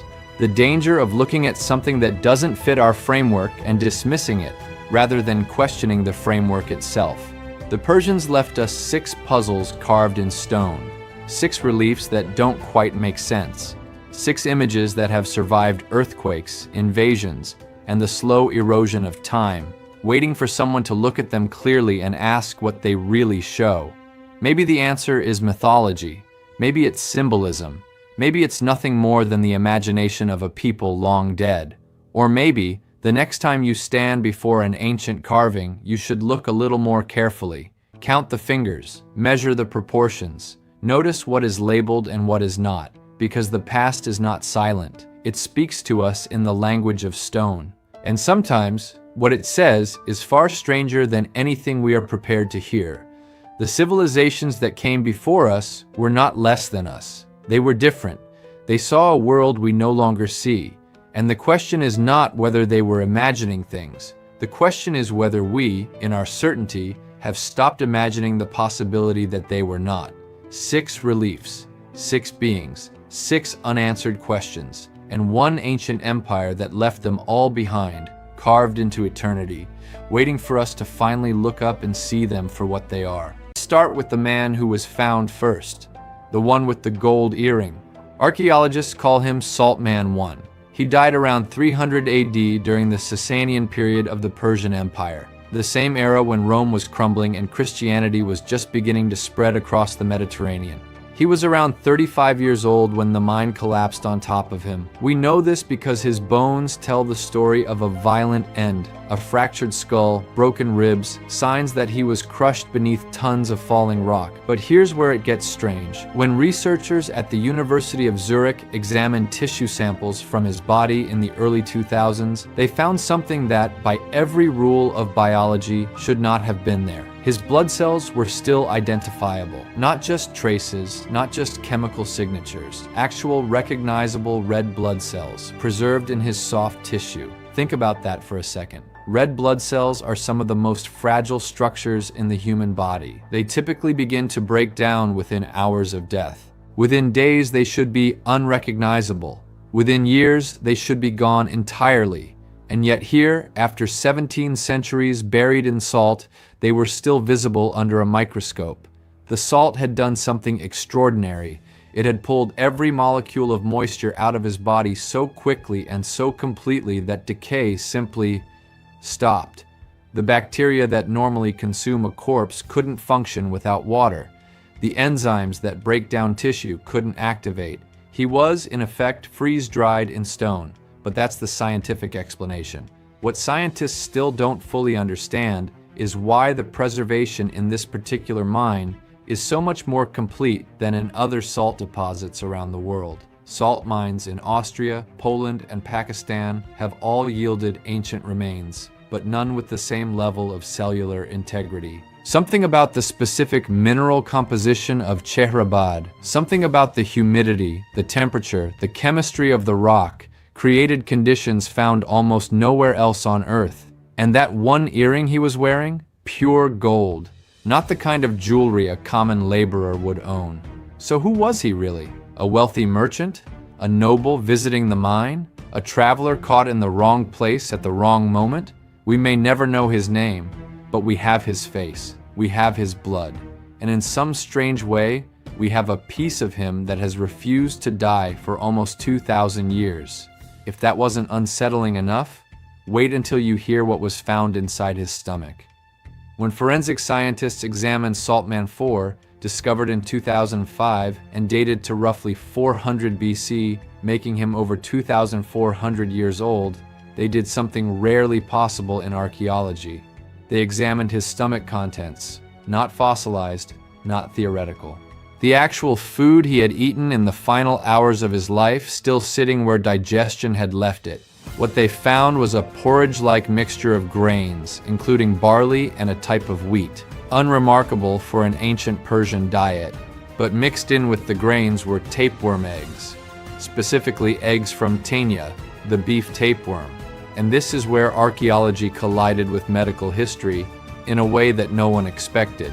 The presence of those eggs is the earliest known evidence of human intestinal parasites in ancient Iran, the earliest, which means this man, a miner who died over 24 centuries ago, has now become a critical data point in the history of human disease, agriculture, and animal husbandry. The tapeworms tell us that he had eaten raw or undercooked beef from cattle that had been infected, which tells us that cattle were being raised in the region. Which tells us about food preparation, about trade, about the entire infrastructure of daily life in pre-Islamic Persia. A single bowl of porridge, eaten in the dim light of an underground mine, is now one of the most important pieces of evidence we have about ancient public health. But here's the part that troubles researchers.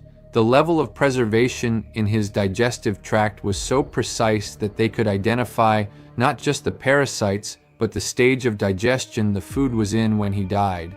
They could estimate how many hours had passed since his last meal. They could reconstruct his final morning, and reconstructing it raises questions, because the food in his stomach was warm food, cooked food, which means he had eaten breakfast, walked into the mine, and within just a few hours, the mountain came down on him. He never had time to be afraid. He never had time to run. The collapse was fast, brutal, final. Now ask yourself this: how many other ancient mines, ancient battlefields, ancient disasters are still hidden inside mountains like Cherabad? How many other men are still in there, their last meals still in their stomachs, waiting for the next pickaxe to find them? We've only excavated a tiny portion of the salt mine. Less than 5% has been thoroughly studied. The rest is still sealed shut.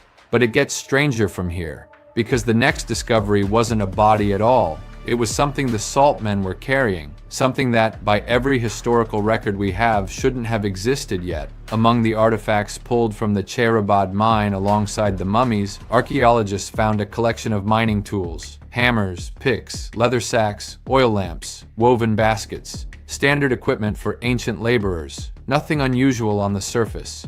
But when metallurgists from the University of Bochum in Germany analyzed the iron pickaxe heads recovered from the layers dated to around 400 BC, they noticed something that made them go back and run the tests again. The iron was too refined. The carbon content, the structural composition, the evidence of heat treatment, it suggested a level of metalworking sophistication that historians had not previously associated with that region in that period. The tools showed signs of having been forged using techniques that, according to standard timelines, weren't supposed to be widely used in Persia for at least another century or two. Now, this isn't quite the same as finding a smartphone in a Roman ruin. The tools weren't impossibly advanced, but they were advanced enough to suggest that the Achaemenid Persians, or whoever supplied these miners, had access to metallurgical knowledge that doesn't fit neatly into the textbook timeline of human technology. Was there an unknown forge somewhere in the Iranian highlands producing high-quality iron before its time? Was there a master smith whose techniques have been lost to history? Or did this knowledge come from somewhere else, through trade routes we still don't fully understand, from cultures we haven't yet identified? The Persian Empire was, after all, the largest empire the world had ever seen at that point. It stretched from Egypt to India. It absorbed knowledge and technology from dozens of cultures. The miners at Cherabad might have been working with tools whose design and forging methods had traveled thousands of miles before reaching their hands. But here's the question scientists still can't answer with certainty. Where, exactly, did these tools come from? The chemical signature of the iron, the specific trace elements and impurities, doesn't perfectly match any known ore source from that era in the region, which means the metal itself may have been imported from somewhere we haven't identified yet. There's an entire chapter of ancient metallurgy that's missing from the books, and these salt men were holding it in their hands when they died. Have you ever wondered how much of human technological progress has been forgotten, invented, lost, then reinvented centuries later? Because the salt mine is starting to suggest that the answer is more than we'd like to admit. Now let's move to the discovery that, in my opinion, is the most haunting of all, because this one isn't about objects. It's about something that was alive, something that's still alive in a way, 18 centuries after its host died. When researchers examined the hair of Saltman 4 under a microscope, they found something unexpected clinging to the strands: lice, head lice, and not just dead remnants, perfectly preserved specimens, complete with their eggs still attached to individual hairs. But that's not the strange part. Lice are common in ancient remains. What's strange is what happened when scientists extracted DNA from those lice and compared it to modern populations. The genetic lineage was a near-perfect match. Think about that. The lice that were biting this man's scalp 2,400 years ago belonged to the same evolutionary line as the lice that infest schoolchildren today. They had survived almost unchanged across the entire span of recorded human civilization. While empires rose and fell, while languages were born and forgotten, while the climate shifted and continents reshaped themselves, these tiny parasites kept doing exactly what they had always done. But here's where it crosses into territory that genuinely puzzles biologists. When researchers studied the bacteria preserved in the bodies of the salt men, the bacteria that lived in their guts, on their skin, in their teeth, they found microorganisms that were technically still viable. Still capable in some cases of being revived under laboratory conditions. Salt is a powerful preservative not just for tissue, but for life itself. There are documented cases of bacteria being revived from salt deposits over 250 million years old. 250 million. That's older than dinosaurs. The Cherabad mine is a baby by comparison, but the same principle applies. Inside those mummies, in the salt-saturated layers of their flesh, microbiological life that should have been extinct 2 millennia ago has been hibernating, dreaming, waiting. And every time archaeologists open a new section of the mine, they release a little bit of that ancient world back into the modern one. Scientists still don't fully understand the long-term implications of this. There are protocols, of course, containment procedures, but the salt mines of Iran are not the only place where this is happening. Across the world, as glaciers melt and permafrost thaws and ancient mines are reopened, microorganisms that haven't seen sunlight in thousands of years are returning to a world that has no immunity to them. The salt men are not just historical artifacts. They are biological vaults, and what they contain is older and more alive than most people realize.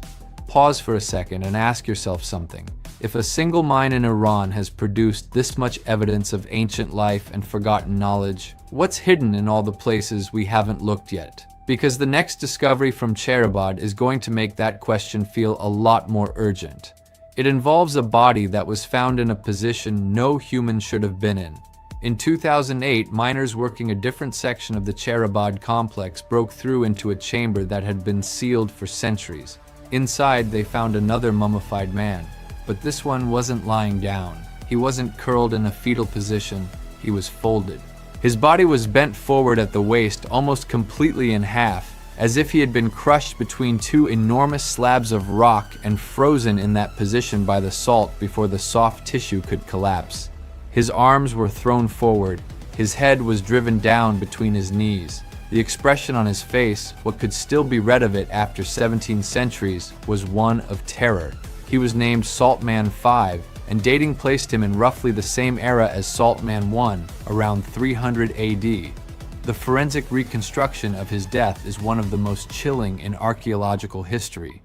Researchers determined that he had been working in a narrow vertical shaft when the mine collapsed. The salt and rock above him gave way suddenly, slamming him forward and downward with such force that his spine snapped at multiple points and his body was pinned in the folded position. He didn't suffocate, he didn't bleed out slowly. The impact killed him instantly, and the salt sealed him in the exact pose of his death. But that's not the strange part. The strange part is what was found with him. A walnut, a single walnut, preserved beside his body. Walnuts were not native to that region in significant cultivation at the time. They had to be carried in, traded in, brought from somewhere else. Why would a miner have a walnut in his pocket? Maybe a snack, maybe a gift for someone at home, maybe a small comfort he carried into the dark of the mine each day. That walnut, scientists realized, was a tiny window into his daily life, into his humanity. He wasn't just a body, he was a person who liked walnuts, who carried one with him to work that day, who probably planned to eat it on his break. And now ask yourself, what would archaeologists find in your pocket if a mountain fell on you tomorrow? What ordinary objects of your life would suddenly become artifacts? What would they tell future researchers about who you were, what you valued, what you carried with you into the dark? Because the salt men didn't go to work knowing they would become history. They went to work expecting to come home, and the things they brought with them, their tools, their food, their walnuts, their gold earrings, are now the only voices they have left. But the strangest discovery is still ahead. because the final thing scientists found in the bodies of these mummies isn't an object at all. It isn't food or parasites or tools, it's something invisible, something that, until very recently, we didn't even know how to look for. When geneticists finally extracted enough viable DNA from the salt mummies to perform detailed sequencing, they expected to find what every textbook predicted: a genetic profile consistent with ancient Iranian populations.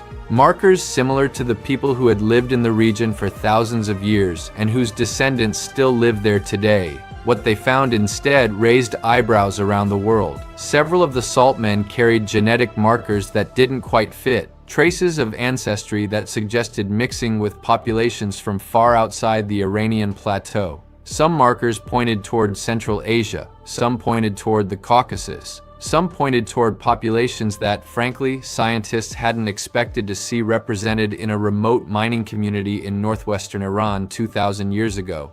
These men were not all locals. They were a mixed group, travelers perhaps, or descendants of travelers, people whose ancestors had crossed continents to end up in a salt mine in Zanjan.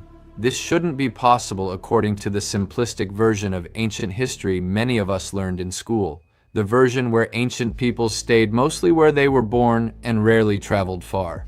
But it fits perfectly with the increasingly complex picture that genetic archaeology has been painting over the last 2 decades. The ancient world was far more connected, far more mobile, and far more diverse than we ever realized.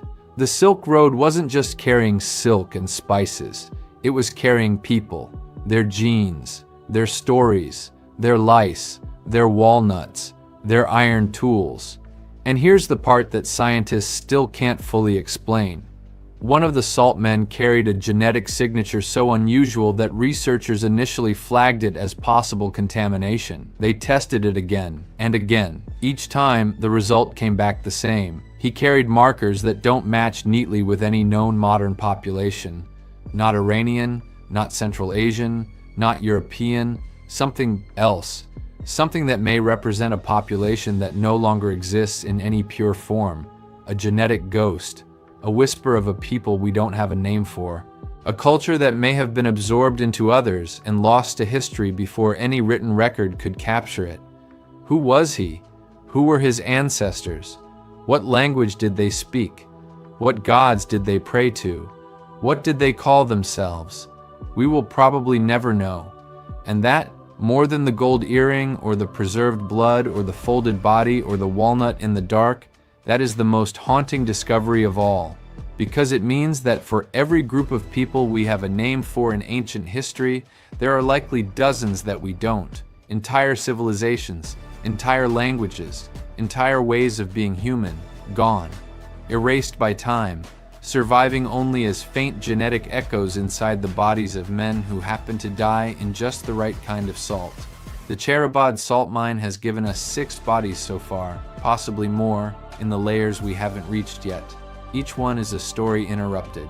Each one is a man who walked into the dark expecting to walk back out and instead became a message to the future. Through them, we've recovered blood that shouldn't have lasted, food that shouldn't be readable, tools that shouldn't be that advanced, parasites that should have evolved beyond recognition, bodies in positions that defy belief, and genetic traces of people who shouldn't exist in the historical record at all. But what really strikes me, and what I hope stays with you after this video, is how much of human history is exactly like the salt mine. Most of it is buried, most of it is sealed away in places we haven't yet thought to look. And the small pieces we do find are almost always more complex, more surprising, more human than the simple stories we tell ourselves about the past. We tend to imagine ancient people as fundamentally different from us, primitive, limited, frozen in their time. But the salt men remind us that they were exactly like us. They ate breakfast before work. They carried snacks in their pockets. They wore jewelry their families had given them. They worried about lice. They moved across continents looking for opportunity. They died, sometimes suddenly, sometimes far from home. And somewhere in the world right now, beneath a mountain or a glacier or a desert or an ocean, there are more of them, more bodies, more stories, more pieces of forgotten civilizations waiting in the dark. The past is not gone, it's just buried. And every now and then, a pickaxe swings in the right place at the right time, and a face emerges from a wall of salt to remind us that the only thing separating us from them is a few thousand years of luck, geology, and chance. Maybe the most important thing the salt men have to teach us isn't about ancient Persia. Maybe it's about ourselves, about how much we don't know, about how much has been lost, and about how thin the line really is between being a person and becoming a mystery. Thank you for going on this journey into the salt mines of Iran with me. If this story moved you, made you think, or made you a little uneasy about how much history is still out there waiting to be found, that's exactly what it's supposed to do. Because somewhere, right now, the salt is still keeping secrets, and someday, somebody is going to dig them up. To walk away from one of the most advanced cities of its time. If that wasn't surprising enough, let's travel west to the dusty plains of Sistan, where something far more massive rises from the earth. Built around 1250 BCE by the ancient Elamite civilization, Chogha is one of the largest and best preserved ziggurats in the world. Originally standing at over 50 meters tall, the height of a 17-story building, and constructed from an estimated 750,000 baked bricks, this stepped pyramid wasn't just a temple, it was the religious heart of an entire empire dedicated to a god named Inshushinak. But what makes Chogha so extraordinary isn't just its size, it's the engineering. Every brick was stamped with cuneiform inscriptions praising the king who built it, Untashnapirisha. The structure includes a sophisticated water purification system, possibly the oldest in human history, using a series of underground channels to filter and deliver clean water to the city. The walls are covered in glazed tiles, decorative ivory mosaics, and intricate carvings of mythological creatures. And here's where it gets strange. Despite the staggering scale of this monument, despite the fact that thousands of laborers must have spent decades constructing it, the Elamites who built it remain one of the most mysterious civilizations in human history. Their language, called Elamite, has been only partially deciphered. We know they existed. We know they ruled vast territories. But we still cannot fully read their texts. We don't know what they believed about the afterlife. We don't know the names of most of their gods. We don't even know what they called themselves. Imagine a civilization powerful enough to build something that has stood for over 3,000 years. And yet, almost everything they thought, felt, and dreamed has been lost to time. What were they trying to tell us with all those bricks? Now let's move to something you've probably never heard of, but which may be the single most impressive feat of ancient engineering ever constructed. Beneath the deserts of Iran lies a hidden network. A system of underground tunnels, hand-dug into bedrock, stretching for hundreds of thousands of kilometers. They're called qanats, and the oldest of them are over 3,000 years old. Here's how they work. The Persians figured out, millennia ago, that beneath the dry surface of the desert, there are pockets of groundwater hidden in the rock. So they would dig vertical shafts, sometimes more than 100 meters deep, into the foothills of mountains. Then, with nothing but hand tools, they would dig horizontal tunnels, sometimes stretching for 70 kilometers or more, carefully calculating the gradient so that gravity alone would pull the water down into the cities and farms below. No pumps, no machines, just pure, ancient mathematics and unimaginable human labor. Some of these qanats are still in use today. The qanat of Gonabad, built around 700 BCE, still delivers fresh water to over 40,000 people in the modern era. Think about that. A piece of infrastructure built before the Roman Empire even existed, still functioning, still vital, still supporting human life nearly 3,000 years later. And the scale is almost beyond comprehension. There are an estimated 50,000 qanats in Iran alone, with a combined length of over 300,000 kilometers, enough to wrap around the Earth more than 7 times. How did ancient engineers, working without modern surveying equipment, calculate gradients so precisely that water flows continuously over distances of dozens of kilometers? How did they ventilate these tunnels? How did they prevent collapses? We have theories, but no one can explain exactly how they achieved such precision with the tools available at the time. Have you ever drunk water and wondered how old the system delivering it really is? Now we return to where this video started, the battery. Although it's commonly called the Baghdad Battery, the artifact was actually discovered in the village of Kujut Rabu. in territory that was historically part of the Persian Parthian Empire, a civilization centered in what is now Iran. It dates to somewhere between 250 BCE and 224 CE. The artifact is deceptively simple: a clay jar about 13 centimeters tall. Inside, a copper cylinder. Inside that, an iron rod. The cylinder was sealed with asphalt to keep the components in place. When researchers in the 20th century filled replicas with grape juice or vinegar, both common acidic liquids in ancient Persia, the device produced an electrical current of around 1.1 volts. It is, by every definition, a working battery. Built nearly 2,000 years before Alessandro Volta is credited with inventing the modern electric battery in 1800. But what was it used for? Here's where the mystery deepens. Some researchers suggest it was used for electroplating, coating cheaper metals with a thin layer of gold or silver, a technique that would have been revolutionary in ancient jewelry making. Others believe it may have been used for medical purposes, with priests delivering mild electric shocks for therapeutic effects. Some say it was simply a clever way to store sacred scrolls, but the truth is we don't know. And here's what's even more unsettling: there isn't just one. Archaeologists have found multiple similar devices across Persian and Mesopotamian sites. This wasn't a one-off accident. Whoever built these understood, on some level, the principles of electrochemistry, knowledge that supposedly didn't exist until the modern era. How did they figure it out? Did they stumble upon it by accident? Or is there a chapter of human technological history that has been quietly erased from the textbooks? But it gets even stranger. In 518 BCE, the Persian king Darius the Great began construction on what would become one of the greatest cities of the ancient world, Persepolis, the ceremonial capital of the Achaemenid Empire, perched on a stone platform at the foot of the Mountain of Mercy in southern Iran. Persepolis is breathtaking. The remains of its great staircase, its towering columns, its intricate stone reliefs depicting representatives from 23 different nations, bringing tribute to the Persian king. The site is so detailed, so artistically refined, that scholars consider it one of the supreme achievements of ancient architecture. But Persepolis hides a secret. In 330 BCE, Alexander the Great conquered the Persian Empire and burned the city to the ground. According to the historian Plutarch, the destruction required 20,000 mules and 5,000 camels just to carry away the looted treasures. But more than gold was lost. Persepolis is said to have housed an enormous royal archive, a library containing the accumulated knowledge of the Persian Empire, written on parchment, leather, and possibly even gold tablets, most of it burned.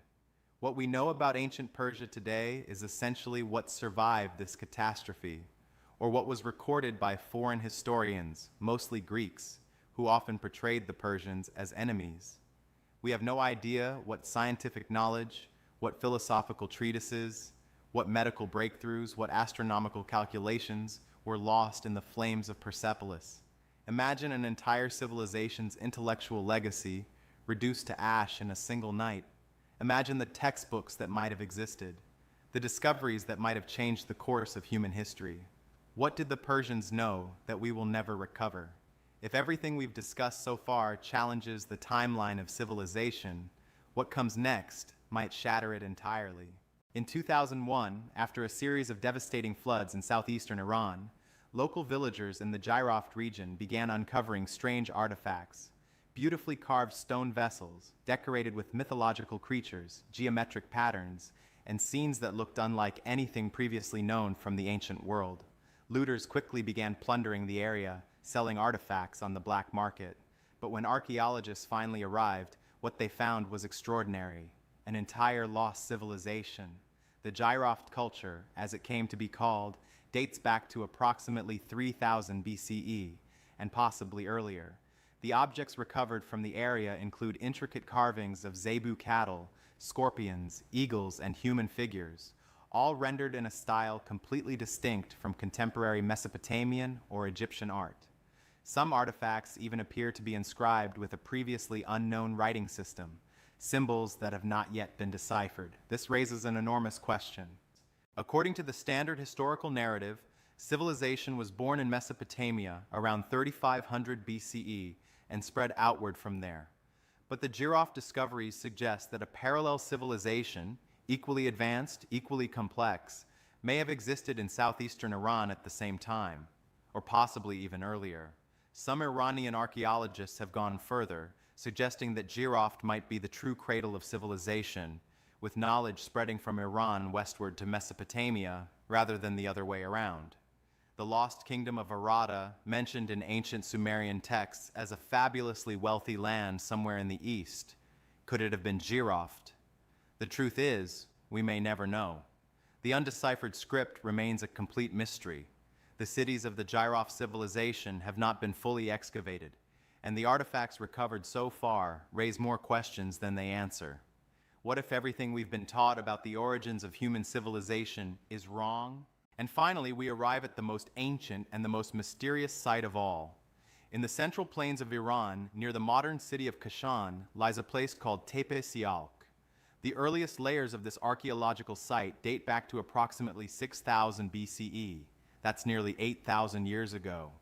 It is one of the oldest continuously inhabited human settlements ever discovered. Among the artifacts pulled from Tepe Sialk, pottery decorated with geometric patterns of stunning sophistication, metal tools that suggest a knowledge of copperworking thousands of years before it became widespread, stepped temples, ziggurats in their earliest form that may predate the famous structures of Mesopotamia by centuries. But here's what makes Tepe Sialk truly haunting. In the deepest layers of the site, archaeologists have found burial sites where the dead were positioned in deliberate orientations, surrounded by carefully placed objects, pottery, beads, tools. These weren't simple graves. They were ritual placements, suggesting a complex spiritual worldview at a time when much of humanity was still living in scattered hunter-gatherer groups. Who were these people? What did they believe?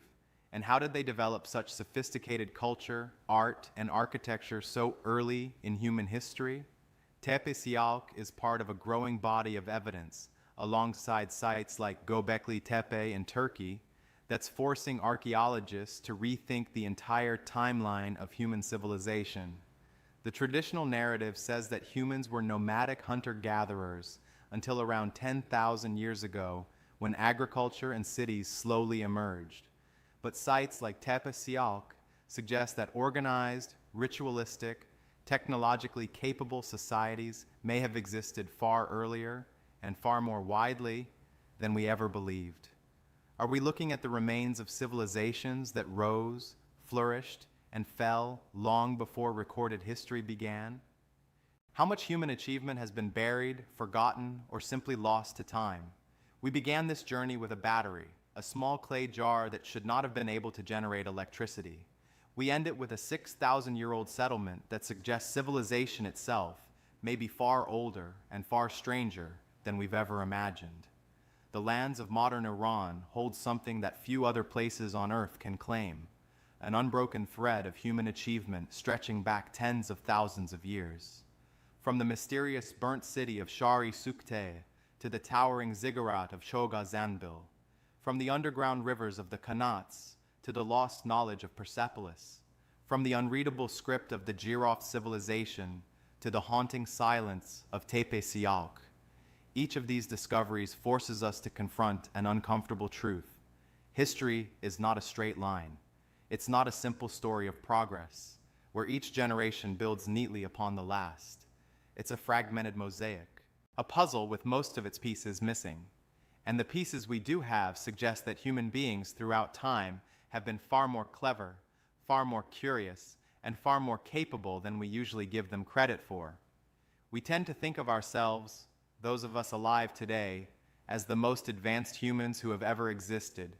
We have computers, we have spacecraft, we have unraveled the genome and split the atom, but the people who built Persepolis, the engineers who carved the Kanats, the artisans who crafted that prosthetic eye in Shahre Sukte, they were not primitive, they were us, the same brains, the same hands, the same curiosity, working with what they had in the world they were born into, and yet so much of what they knew is gone, burned in palaces, buried in sand, erased by time, by war, by the simple, indifferent passage of centuries.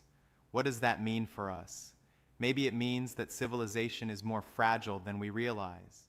That the libraries we build today, the cities we construct, the knowledge we accumulate, none of it is guaranteed to last. Future archaeologists may dig through the ruins of our world and wonder, just as we wonder now, what it was that we knew, what we believed, what we dreamed.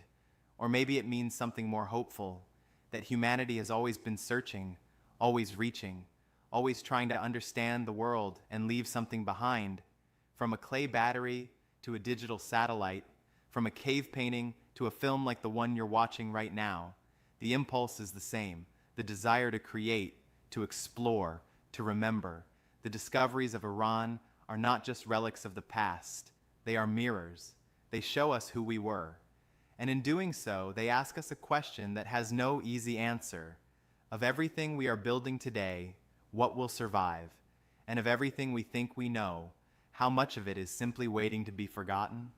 The ancient world is not as far away as we think. It is beneath our feet, in the languages we speak, in the dreams we share. And every now and then, a shovel breaks the earth, and a piece of it returns, to remind us that the human story is older, deeper, and stranger than we will ever fully understand. Thanks for watching.